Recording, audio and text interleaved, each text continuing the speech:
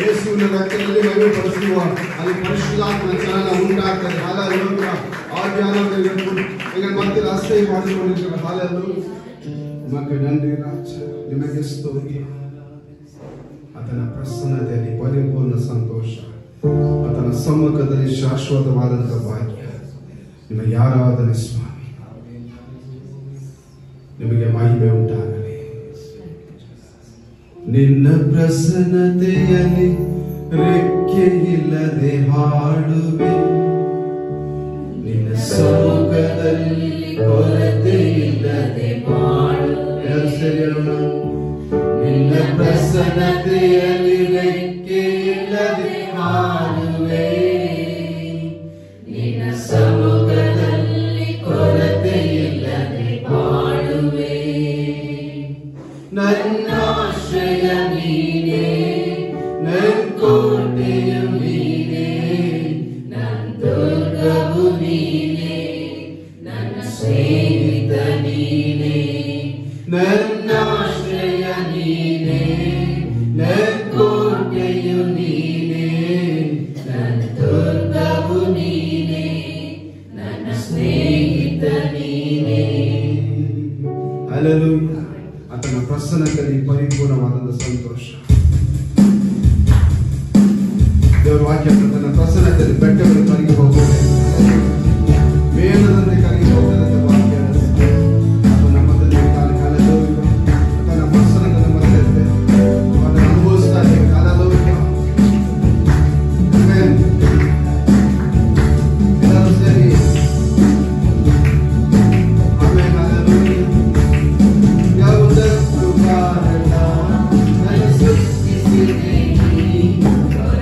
Thank you.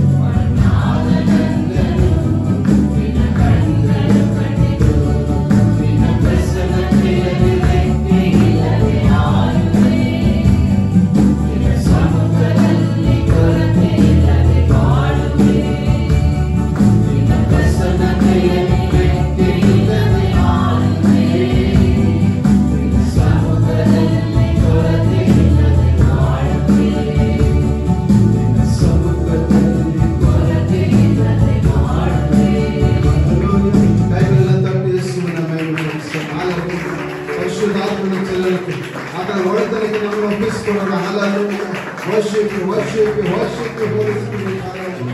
ನಿಮಗೆ ಆರಾಧನೆ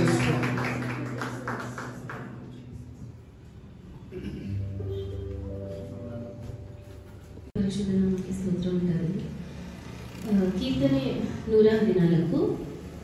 ಈ ಕೀರ್ತನೆ ಒಂದು ಬಹಳ ಚಿಕ್ಕದಾದ ಕೀರ್ತನೆ ಆದರೂ ಇದಕ್ಕೆ ಬಹಳ ಶಕ್ತಿಯುಳ್ಳದ್ದು ಅಂತ ನಾವು ಬೈಬಲಲ್ಲಿ ನೋಡ್ತೇವೆ. ಸೊ ಇದು ಈ ಕೀರ್ತನೆ ಇಂಪಾರ್ಟೆಂಟ್ ಆಗಿ ಯಾವ್ದ್ರ ಬಗ್ಗೆ ಮಾತಾಡುತ್ತೆ ಅಂದ್ರೆ ಇಸ್ರಾಯೇಲರನ್ನು ಈ ಐಗುಪ್ತ ದೇಶದ ಒಂದು ದಾಸತ್ವದಿಂದ ದೇವರು ಹೇಗೆ ಅವರನ್ನು ಬಿಡಿಸ್ತಾರೆ ಅನ್ನೋ ಒಂದು ಘಟನೆ ಈ ಕೀರ್ತನೆಯಲ್ಲಿ ನಾವು ನೋಡ್ತೇವೆ. ಸೊ ಅವರು ಇಸ್ರಾಯೇಲರನ್ನು ನಡೆಸುವಾಗ ಏನೆಲ್ಲ ಅದ್ಭುತ ಸೂಚಕ ಕಾರ್ಯಗಳನ್ನು ಮಾಡಿದ್ರು ಅಂತ ಈ ಕೀರ್ತನೆಯಲ್ಲಿ ನಾವು ನೋಡ್ತೇವೆ.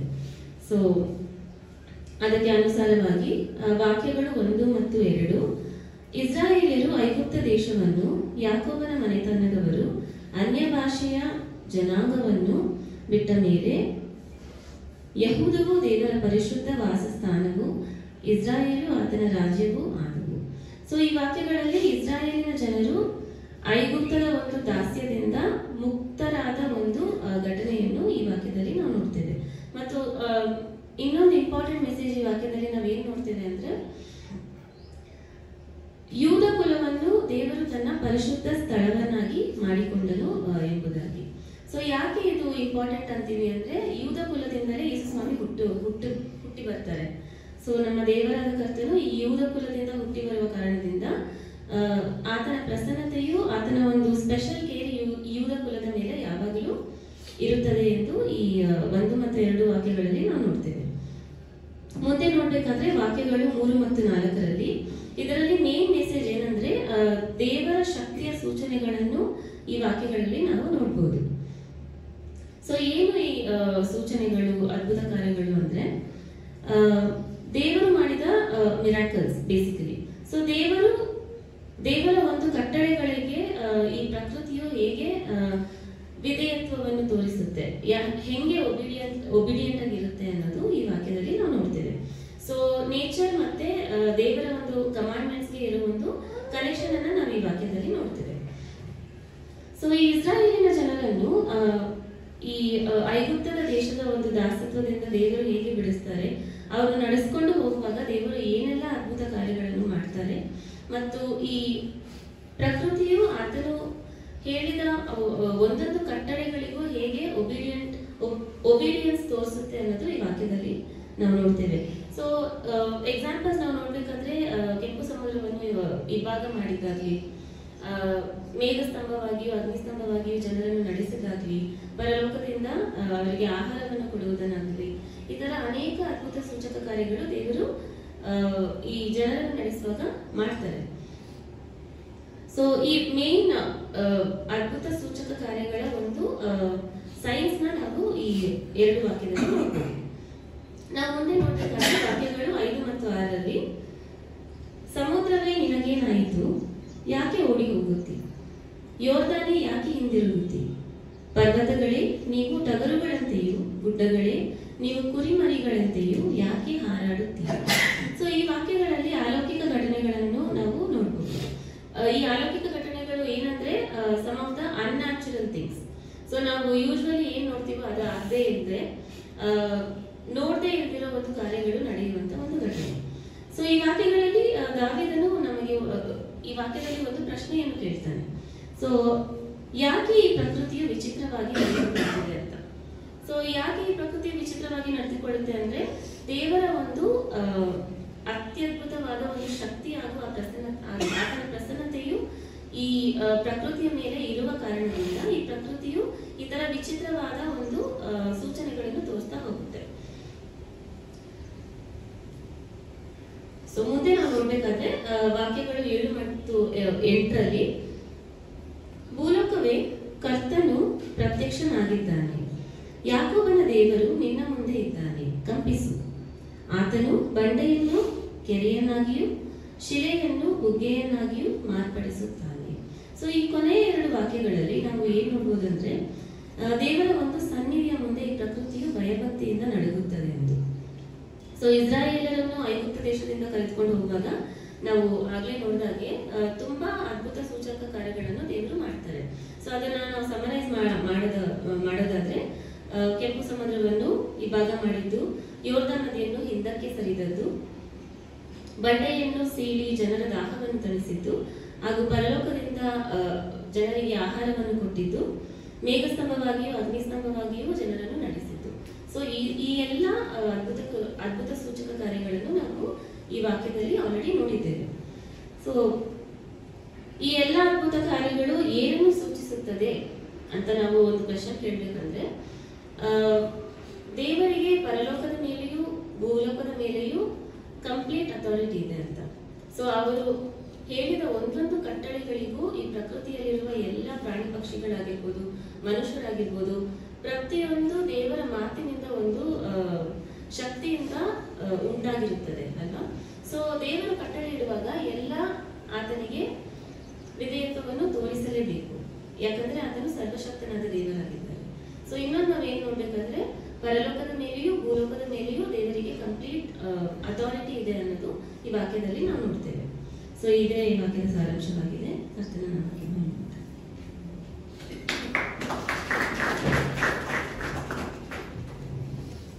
ನನ್ನ ಬಲಪಡಿಸಬೇಕು, ನನಗೆ ಅವಶ್ಯಕವಾಗಿದೆ. ಏನು ಅವಶ್ಯಕತೆಯಾಗಿರೋದು? ದೇವರು ಕೊಡುವಂತ ಆಹಾರ. ಇವತ್ತು ನಮಗೆ ದೇವರ ವಾಕ್ಯ ನಮ್ಗೆ ಆಹಾರವಾಗಿದೆ. ಹಲ್ಲೆಲೂಯಾ. ನಮ್ಮ ಮಧ್ಯೆ ಪ್ರೀತಿಯ ಸಹೋದರ ಅಭಿಷೇಕ್ ಬಂದು ದೇವರ ವಾಕ್ಯನ ಹಂಚಿಕೊಳ್ತಾರೆ. ಕರ್ತನ ನಾಮ ಮಹಿಮೆ ಪಡೆದ ಕರಗಳನ್ನು ತಟ್ಟಿ ದೇವರ ನಾಮ ಮಹಿಮೆ ಪಡಿಸೋಣ.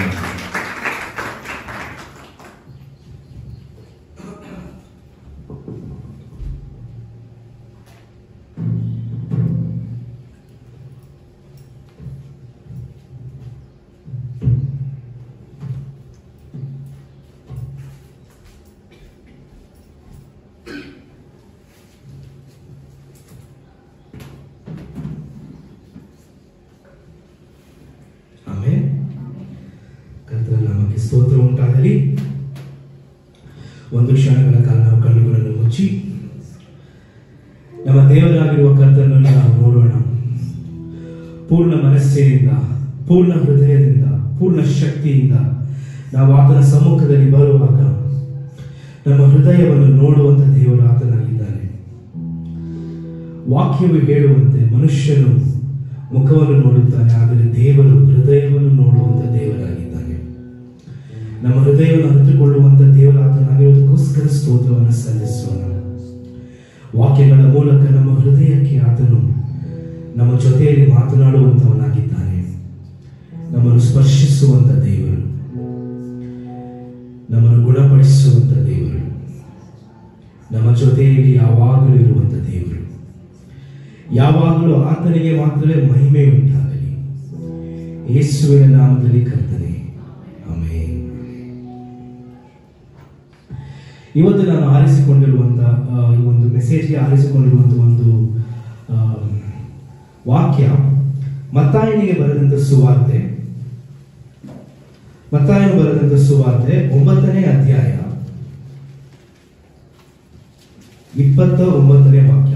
ಮತ್ತಾಯನು ಬರೆದ ಸುವಾರ್ತೆ 9ನೇ ಅಧ್ಯಾಯ 29ನೇ ವಾಕ್ಯ.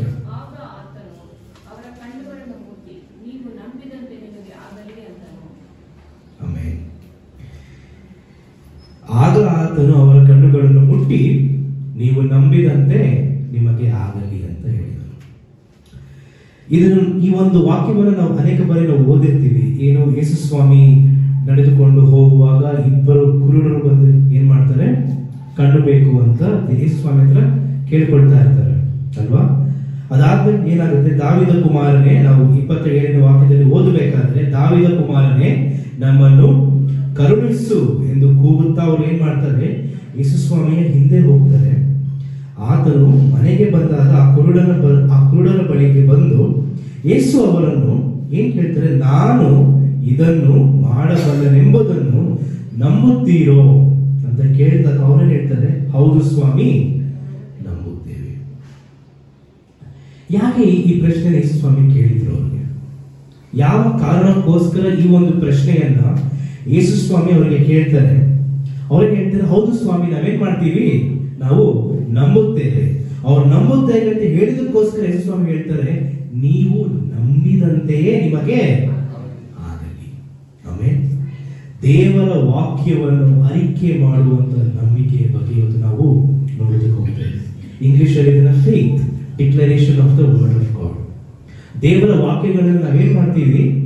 ಓದುತ್ತೀವಿ ಅಲ್ವಾ? ಯೇಸು ಸ್ವಾಮಿಗೆ ನಾವೇನ್ ಮಾಡ್ತೀವಿ? ನಂಬ್ತೀವಿ. ಆದ್ರೆ ನಾವು ಅದನ್ನ ಅರಿಕೆ ಮಾಡ್ತಾ ಇದೀವಿ ಅನ್ನೋದು ಬಹಳ ಮುಖ್ಯ. ಆಮೇಲೆ ನಂಬಿಕೆ ಅನ್ನುವಂಥದ್ದು ನಾವು ಏನು ನಮ್ಮ ಮನಸ್ಸಿನಲ್ಲಿ ಏನಿದೆಯೋ ಅದು ನಂಬಿಕೆ ಅಲ್ಲ. ನಾವು ಏನ್ ಅರಿಕೆ ಮಾಡ್ತೀವೋ ಅದು ನಂಬಿಕೆ. ಏನ್ ವ್ಯತ್ಯಾಸ ಇದಕ್ಕೂ ನಮ್ಮ ಮನಸ್ಸಲ್ಲಿ ಇರುವಂತ ವಿಷಯಕ್ಕೂ ನಾವೇನ್ ಅರಿಕೆ ಮಾಡ್ತೀವಿ ಇದಕ್ಕಿರುವಂತ ವ್ಯತ್ಯಾಸ ಏನು ಅಂತ ನಾವು ನೋಡ್ಬೇಕಾದ್ರೆ, ಅನೇಕ ಬಾರಿ ನಮ್ಮ ಪ್ರಾರ್ಥನೆಗಳಲ್ಲಿ ಏನಿರುತ್ತೆ, ನಾವು ದೇವರ ಹತ್ರ ಏನೋ ಒಂದು ಕೇಳಿಕೊಂಡಿರ್ತೇವೆ ಪ್ರಾರ್ಥನೆಗಳಲ್ಲಿ. ದೇವರು ನಮ್ಗೆ ಇದನ್ನು ಮಾಡಪ್ಪ, ಅಥವಾ ಈ ರೀತಿಯಲ್ಲಿ ನಮ್ಮನ್ನು ಆಶೀರ್ವದಿಸು, ನಮ್ಮ ಮಕ್ಕಳಿಗೆ ಈ ತರ ಮಾಡು, ನಮ್ಮ ಮನೆಯಲ್ಲಿ ಈ ತರ ಒಂದು ಅವಶ್ಯಕತೆಗಳಿದ್ದಾವೆ ಅಂತ ನಾವು ಪ್ರಾರ್ಥನೆ ಮಾಡಿರ್ತೇವೆ. ಅಥವಾ ಯಾವುದೋ ಒಂದು ಸಮಸ್ಯೆಯಿಂದ, ಯಾರೋ ಒಬ್ಬ ವ್ಯಕ್ತಿಯಿಂದ ಆಗುವಂತ ಸಮಸ್ಯೆ ಆಗಿರ್ಬೋದು, ಕೆಲಸದಲ್ಲಿ ಆಗುವಂತ ಒತ್ತಡಗಳಾಗಿರ್ಬೋದು, ಇದೆಲ್ಲದರಿಂದ ನಮ್ಮ ಇದನ್ನ ಏನ್ ಮಾಡು ಬಿಡಿಸುವಂತ ನಾವು ಪ್ರಾರ್ಥಿಸ್ತಿರ್ತೇವೆ. ಆದ್ರೆ ನಾವು ಮಾತಾಡ್ಬೇಕಾದ್ರೆ ಏನ್ ಮಾಡ್ತೀವಿ? ಏನಾಗ್ಬಿಡುತ್ತೋ ಏನು ಅಂತ ನಾವು ಹೇಳ್ತಾ ಇರ್ತೀವಿ. ಕರೆಕ್ಟಾ? ದೇವರು ನಮಗೆ ಯಾವ್ದ್ರಲ್ಲೂ ಕೊರತೆ ಆಗ್ಬಾರ್ದು ಅಂತ ನಾವು ಪ್ರಾರ್ಥಿಸಿರ್ತೀವಿ. ಆದ್ರೆ ನಮ್ಮ ಬಾಯಿಗೆ ಬರುವಂತ ಮಾತುಗಳು ಏನಾಗುತ್ತೆ? ತುಂಬಾ ಕಷ್ಟ, ನಮ್ಗೆ ಯಾವಾಗ್ಲೂ ಕಷ್ಟ, ನಮ್ಗೆ ಯಾವಾಗ್ಲೂ ನಮ್ಗೆ ಏನು ಇಲ್ಲದೆ ಇರುವಂತದ್ದು ನಮ್ಗೆ ತುಂಬಾ ಜಾಸ್ತಿ ಅಂತ ನಾವು ಅರಿಕೆ ಮಾಡ್ತಿರ್ತೀವಿ. ಆ ಕಾರಣಕ್ಕೋಸ್ಕರ ಯೇಸು ಸ್ವಾಮಿ ಹೇಳುವಂತ ಮಾತೇನಂದ್ರೆ, ನಿಮ್ಮ ನಂಬಿಕೆಯಂತೆ ನಿಮಗೆ ಆಗಲಿ. ನೀವೇನ್ ನಂಬ್ತೀರೋ ಅದೇ ನಿಮಗೆ ಆಗಲಿ ಅಂತ ಹೇಳ್ತಾರೆ. ನಮ್ಮ ಪ್ರಶ್ನೆಗಳನ್ನು ನಾವು ನೋಡ್ಬೇಕಾದ್ರೆ ನಾವು ಯಾರನ್ನ ನಂಬುತ್ತೀವಿ ಅನ್ನೋದು ಬಹಳ ಮುಖ್ಯ. ನಮ್ಮ ನಂಬಿಕೆ ದೇವರ ಮೇಲಿದೆಯೋ ಅಥವಾ ನಮ್ಮ ನಂಬಿಕೆ ನಮ್ಮ ಎಮೋಷನ್ಗಳ ಮೇಲಿದೆಯೋ ಅನ್ನೋದು ಬಹಳ ಮುಖ್ಯವಾಗಿರುವಂತ ಪ್ರಶ್ನೆ. ನಾವು ದೇವರಿಗೆ ಪ್ರಾರ್ಥಿಸ್ತೀವಿ. ನಮ್ಮ ಪ್ರಾರ್ಥನೆಗಳಲ್ಲಿ ನಾವೇನ್ ಮಾಡಿರ್ತೀವಿ? ದೇವರೇ ನಮ್ಗೆ ಇದು ಇದು ಇದು ಅಂತ ನಾವೇನ್ ಮಾಡ್ತೀವಿ? ನಮ್ಮನ್ನು ಅಭಿಷೇಕಿಸು, ನಮ್ಮನ್ನು ಆಶೀರ್ವದಿಸು, ನಮ್ಮನ್ನು ಉಪಯೋಗಿಸು, ನಮಗೆ ಇದನ್ನು ದಯಪಾಲಿಸು, ಅದು ಇದು ಅಂತ ನಾವೇನ್ ಮಾಡ್ತೀವಿ? ದೇವರ ಹತ್ರ ನಾವು ಪ್ರತಿದಿನ ನಾವೆಲ್ಲ ಪ್ರಾರ್ಥಿಸ್ತೇವೆ. ಆದರೆ ನಮ್ಮ ನಡವಳಿಕೆಗಳು, ನಮ್ಮ ಆಲೋಚನೆಗಳು ನಮ್ಮ ಎಮೋಷನ್ಗೆ ತಕ್ಕಂತೆ ಇದ್ದರೆ ನಮ್ಮ ಪ್ರಾರ್ಥನೆಗೆ ಬೆಲೆ ಇರಲ್ಲ. ಕರೆಕ್ಟಾ? ನಾವು ಇನ್ನೊಬ್ಬರಿಗೆ ಕೆಟ್ಟದಾಗಿ ಅಂತ ಪ್ರಾರ್ಥಿಸಿದ್ರೆ ದೇವರ ಪ್ರಾರ್ಥನೆಯನ್ನು ಕೇಳೋದಕ್ಕೆ ಸಾಧ್ಯನಾ? ಇನ್ನೊಬ್ಬರಿಗಿಂತ ನಾವು ಚೆನ್ನಾಗಿ ಕಾಣಬೇಕು, ನಾವು ಇನ್ನೊಬ್ಬರಿಗಿಂತ ನಮ್ಮನ್ನು ಆಶೀರ್ವದಿಸು ಅಂತ ಹೇಳಿದ್ರೆ ದೇವರು ನಮ್ಮನ್ನು ಆಶೀರ್ವದಿಸೋದಕ್ಕೆ ಸಾಧ್ಯನಾ? ಯಾಕೆ ಅಂದ್ರೆ ಆತನ ವಾಕ್ಯದ ಪ್ರಕಾರ ನಾವು ಏನ್ ಮಾಡ್ಬೇಕಂತೆ? ಪ್ರಾರ್ಥಿಸ್ಬೇಕು. ನಮ್ಮ ಪ್ರಾರ್ಥನೆಗಳು ಯಾವ್ದ್ರ ಮೇಲೆ ಇರಬೇಕು? ದೇವರ ವಾಕ್ಯದ ಪ್ರಕಾರ ಇರಬೇಕು. ಆಮೇಲೆ ನಮ್ಮ ಎಮೋಷನ್ ಇರುವಂತ ಪ್ರಾರ್ಥನೆ ಅಲ್ಲ, ದೇವರ ವಾಕ್ಯದ ಮೇಲಿರುವಂತ ಪ್ರಾರ್ಥನೆ. ಅದಕ್ಕೋಸ್ಕರ ಯೇಸು ಸ್ವಾಮಿ ಕೇಳ್ತಾರೆ, ನಾನು ಇದನ್ನು ಮಾಡಬಲ್ಲೆನೆಂದು ನೀವು ನಂಬುತ್ತೀರೋ? ಯಾಕೆ ಅದನ್ನ ಕೇಳ್ತಾರೆ ಅಂದ್ರೆ, ಅವ್ರ ಅಕಸ್ಮಾತ್ ಆಗಿ ಗೊತ್ತಿಲ್ಲ ಸ್ವಾಮಿ, ಎಲ್ಲಾರು ನಿನ್ ಬಗ್ಗೆ ಹೇಳ್ತಿದ್ರು, ಅದಕ್ಕೋಸ್ಕರ ನಾವು ನಿನ್ನ ಹತ್ರ ಬಂದ್ವಿ ಅಂತ ಹೇಳ್ತಿದ್ರು, ಒಂದ್ ಪಕ್ಷ ಅವ್ರ ಅದ್ಭುತ ಆಗ್ತಿರ್ಲಿಲ್ಲ. ಅವ್ರೇನ್ ಹೇಳಿದ್ರು? ಹೌದು ಸ್ವಾಮಿ, ನಾವು ನಂಬುತ್ತೇವೆ ಅಂತ ಹೇಳಿದಕ್ಕೋಸ್ಕರ ಯೇಸು ಸ್ವಾಮಿ ಹೇಳಿದ್ರು, ನೀವು ನಂಬಿದಂತೆಯೇ ನಿಮಗೆ ಆಗಲಿ. ನಮ್ಮ ಅರಿಕೆಗಳು, ನಮ್ಮ ಬಾಯಿಂದ ಬರುವಂತ ಪ್ರತಿಯೊಂದು ಮಾತುಗಳಿಗೆ ಏನಿದೆ ಅಂದ್ರೆ ಬಹಳ ಮುಖ್ಯವಾಗಿರುವಂತ ಒಂದು ಶಕ್ತಿ ಅನ್ನುವಂತಿದೆ. ಆಮೇಲೆ ಅನೇಕ ಬಾರಿ ನಮ್ಮ ಮಾತುಕತೆಗಳಲ್ಲಿ, ಕಾನ್ವರ್ಸೇಷನ್ಸ್, ನಾವು ಒಬ್ಬರಿಗೊಬ್ಬರ ಹತ್ರ ಮಾತನಾಡಬೇಕಾದ್ರೆ, ನಮ್ಮ ಮನಸ್ಸಿನಲ್ಲಿ ನಾವು ಮಾತನಾಡ್ಕೊಳ್ಬೇಕಾದ್ರೆ ನಾವೇನ್ ಮಾಡ್ತೀವಿ? ಸಮಸ್ಯೆಗಳು ಅಥವಾ ಸೈತಾನನ ಬಗ್ಗೆ ನಾವು ಹೆಚ್ಚಾಗಿ ಯೋಚನೆ ಮಾಡ್ತೀವಿ. ಈ ತರ ಕೆಟ್ಟದ್ ನಮಗೆ ಮಾಡಿದ, ಕೆಟ್ಟದ್ ಮಾಡಬಹುದು, ಈ ತರ ಸಮಸ್ಯೆ ನಮಗಿದೆ, ಸಮಸ್ಯೆಗಳಾಗಬಹುದು ಅಂತ ನಾವು ಯೋಚನೆ ಮಾಡೋದು ಜಾಸ್ತಿ. ದೇವರು ನಮಗೆ ಮಾಡಿರುವಂತ ಅದ್ಭುತಗಳ ಬಗ್ಗೆ ನಾವು ಯೋಚನೆ ಮಾಡುವಂತದ್ದು ಬಹಳ ಕಡಿಮೆ. ಇದು ನ್ಯಾಚುರಲ್ ಹ್ಯೂಮನ್ ಟೆಂಡೆನ್ಸಿ, ಮನುಷ್ಯನ ಒಂದು ಸಾಮಾನ್ಯವಾದಂತ ಒಂದು ಯೋಚನೆಯ ಶಕ್ತಿ ಅದೇ. ಅದು ನಾವೇನ್ ಮಾಡ್ತೀವಿ? ನೆಗೆಟಿವ್ಸ್ಗೆ ಜಾಸ್ತಿ ಒಂದು ಅಟೆನ್ಷನ್ ಕೊಡ್ತಾ ಹೋಗ್ತಿರ್ತೀವಿ. ಅವ್ರು ನನಗೆ ಹಂಗ್ ಮಾಡಿದ್ರು, ಅದು ನನಗೆ ಈ ತರ ಒಂದು ಸಮಸ್ಯೆ ಇದೆ, ನನಗೆ ಈ ಒಂದು ರೋಗ ಅಥವಾ ಈ ಒಂದು ವ್ಯಾಧಿ ಇದೆ, ನಮ್ಮ ಮನೆಯಲ್ಲಿ, ನಮ್ಮ ಕುಟುಂಬದಲ್ಲಿ ಈ ತರ ಒಂದು ಸಮಸ್ಯೆ ಇದೆ ಅಂತ ನಾವು ಹೆಚ್ಚಾಗಿ ಹೇಳ್ತೀವಿ. ಆದ್ರೆ ನಾವು ಬದುಕಿ ಬಾಳುತ್ತಿರುವುದು ಆತನ ಕೃಪೆಯಿಂದಲೇ ಅನ್ನುವಂಥದ್ದು ನಾವೇನ್ ಮಾಡ್ತೀವಿ? ಅನೇಕ ಬಾರಿ ಮರೆತು ಹೋಗಿ ದೇವರ ಬಗ್ಗೆ ನಾವು ಮಾತನಾಡುವಂಥದ್ದು ಕಡಿಮೆ, ನೆಗೆಟಿವ್ಸ್ ಬಗ್ಗೆ ನಾವು ಮಾತನಾಡುವಂಥದ್ದು ಜಾಸ್ತಿ. ಅದಕ್ಕೋಸ್ಕರ ನಮ್ಗೆ ಈ ಒಂದು ವಾಕ್ಯ ನಮ್ಮ ಮನಸ್ಸಿನಲ್ಲಿ ಯಾವಾಗಲೂ ಇರಲಿ, ನೀವು ನಂಬಿದಂತೆ ನಿಮಗೆ ಆಗಲಿ. ನಾವೇನ್ ನಂಬ್ತೀವೋ ನಮ್ಗೆ ಅದೇನ್ ಆಗತ್ತೆ ಅಂತೆ, ನಮ್ಮ ಜೀವನದಲ್ಲಿ ಅದು ನೆರವೇರುತ್ತೆ ಅಂತೆ. ಇತ್ತೀಚೆಗೆ ಸುಮಾರು ಒಂದು ತಿಂಗಳ ಮುಂಚೆ ನಾವು ಯಾವುದೋ ಒಬ್ರು ದೇವ ಸೇವಕರು ಕೊಡ್ತಿದ್ದ ಒಂದು ಸಂದೇಶವನ್ನು ನಾವು ಕೇಳಬೇಕಾದ್ರೆ ಒಂದು ಹೊಸ ಪ್ರಕಟಣೆ, ಐ ಮೀನ್ ಅಟ್ಲೀಸ್ಟ್ ನನ್ನ ಪಾಲಿಗೆ ಅದು ಒಂದು ಹೊಸ ಪ್ರಕಟಣೆ ಅಂತ ನಾನು ತಿಳ್ಕೊಂಡಿದ್ದು. ಯೋಬನ ಜೀವಿತದಲ್ಲಿ ನಾವು ನೋಡ್ಬೇಕಾದ್ರೆ ಅವನಿಗೆ ಕಷ್ಟಗಳು ಬಂತು, ಅನೇಕ ರೀತಿಯ ಕಷ್ಟಗಳು ಬಂತು. ತನ್ನ ಆಸ್ತಿ ಎಲ್ಲ ಹೊರಟೋಯ್ತು, ಮನೆತನ ಹೊರಟೋಯ್ತು, ತನ್ನ ಮಕ್ಕಳು ಏನಾಗ್ತದೆ ಸತ್ತು ಹೋಗ್ತಾರೆ, ತನ್ನ ದೇಹಕ್ಕೆ ಏನಾಯ್ತು ರೋಗಗಳು ಬಂತು. ಇದಕ್ಕೆಲ್ಲ ಯಾವ ಕಾರಣ ಅಂದ್ರೆ ನಾವೇನ್ ಮಾಡ್ತೀವಿ, ನಾವು ಮೊದಲನೇ ಅಧ್ಯಾಯವನ್ನು ನಾವೇ ಬೇಸ್ ಆಗಿ ಹೇಳ್ತೀವಿ. ದೇವರೇ ಏನ್ ಮಾಡ್ತಾರೆ, ಸೈತಾನನಿಗೆ ಅನುಮತಿಸ್ತಾರೆ ಅಲ್ವಾ. ಯೋಬನಿಗೆ ನೀನು ಈ ತರ ನೀನ್ ಮಾಡು, ಆದ್ರೆ ಆತನ ಜೀವವನ್ನು ಒಂದು ಬಿಟ್ಟು ನೀನ್ ಇದನ್ನ ಮಾಡ್ತಿದ್ರೆ ಮಾಡು, ಆತ ನನ್ನ ನಂಬಿಕೆಯನ್ನ ಬಿಟ್ಟು ಹೋಗಲ್ಲ ಅಂತ ಧೈರ್ಯವಾಗಿ ದೇವರು ಹೇಳ್ತಾರೆ. ಆ ಕಾರಣಕ್ಕೋಸ್ಕರ ಬಂತು ಅಂತ ನಾವೆಲ್ಲ ಓದಿರ್ತೀವಿ, ಕರೆಕ್ಟಾ. ಇಲ್ಲಿಯ ತನಕ ನಮ್ಗಿರುವಂತ ಒಂದು ಪ್ರಕಟಣೆ ಇದೆ, ಆ ಒಂದು ಕಾರಣಕ್ಕೋಸ್ಕರ ಇದೆಲ್ಲ ಬಂತು ಯೋಬನಿಗೆ ಅಂತ. ಅದು ಕರೆಕ್ಟೇ, ಅದು ತಪ್ಪಂತ ನಾನು ಹೇಳ್ತಿಲ್ಲ. ಆದರೆ ಇನ್ನೊಂದು ಕಾರಣ ಬಹಳ ಮುಖ್ಯವಾಗಿ ಇತ್ತು. ಯೋಬನಿಗೆ ಅಷ್ಟೆಲ್ಲ ಕಷ್ಟಗಳು ಬರೋದಕ್ಕೆ ಇನ್ನೊಂದು ಕಾರಣ ಇತ್ತು. ಯೋಬನ ಒಂದು ಪುಸ್ತಕವನ್ನು ನಾವು ತೆಗೆದುಕೊಳ್ಳೋಣ. ಯೋಬನ ಪುಸ್ತಕ 3ನೇ ಅಧ್ಯಾಯ, ಯೋಬನ ಪುಸ್ತಕ 3ನೇ ಅಧ್ಯಾಯ 25ನೇ ವಾಕ್ಯ. ಯೋಬನ ಪುಸ್ತಕ 3ನೇ ಅಧ್ಯಾಯ 25ನೇ ವಾಕ್ಯ. ನನಗೆ ಭಯವು ಹುಟ್ಟಿದೊಡನೆಯೂ ಆಪತ್ತು ಸಂಭವಿಸುವುದು, ನಾನು ಯಾವುದಕ್ಕೆ ಹೆದರುತ್ತೇನೋ ಅದು ತಪ್ಪದೇ ಬರುವುದು. ನನಗೆ ಭಯವು ಹುಟ್ಟಿದೊಡನೆಯೋ ಆಪತ್ತು ಸಂಭವಿಸುವುದು. ಇನ್ನೊಂದು ಟ್ರಾನ್ಸ್ಲೇಷನ್ ಅಲ್ಲಿ ಏನಿದೆ ಅಂದ್ರೆ, ನನಗೆ ಭಯ ಹುಟ್ಟಿದ ಕಾರಣಕ್ಕೋಸ್ಕರ ನನಗೆ ಏನಾಯ್ತಂತೆ ಆಪತ್ತು ಸಂಭವಿಸಿತ್ತು ಅಂತ ಹೇಳಿ. ನಾನು ಯಾವುದಕ್ಕೆ ಹೆದರ್ಕೊಂಡಿದ್ನೋ ಅದು ನನಗೆ ತಪ್ಪದೆ ಬರುವುದು. ಇಂಗ್ಲಿಷ್ ಬೈಬಲ್ ನಲ್ಲಿ ಇದನ್ನ ಹೇಳ್ತಾರೆ, for the thing which I greatly fear comes upon me and of that which I was afraid has come upon me. ನನ್ನ ಮೇಲೆ ಬಂದು ಬಿಟ್ಟಿದೆ. ನಾನು ಯಾವುದಕ್ಕೆ ತುಂಬಾ ಹೆದರ್ಕೊಂಡಿದ್ನೋ ಅದೇನಾಯ್ತಂತೆ ನನ್ನ ಮೇಲೆ ಬಂತು. ಅಂದ್ರೆ ನೋಡಿ, ಯೋಬನ ಒಂದು ಜೀವಿತದಲ್ಲಿ ನೀವು ಅರ್ಥ ಮಾಡ್ಕೊಳ್ಳಿ. ಯೋಬನ 1ನೇ ಅಧ್ಯಾಯದಲ್ಲಿ ನಾವು ಓದಬೇಕಾದ್ರೆ ಆತ ಒಳ್ಳೆಯ ಮನುಷ್ಯನಾಗಿದ್ದ, ದೇವರಿಗೆ ಹೆದರುಕೊಳ್ಳುತ್ತಿದ್ದಂತ ವ್ಯಕ್ತಿ, ಆತನಿಗೆ ಏನು ದೇವರ ಆಶೀರ್ವಾದ ಇತ್ತು. ಆದರೆ ಆತನ ಹೃದಯದಲ್ಲಿ ಏನಿತ್ತಂತೆ ಭಯ ಅನ್ನುವಂಥದ್ದಿತ್ತು.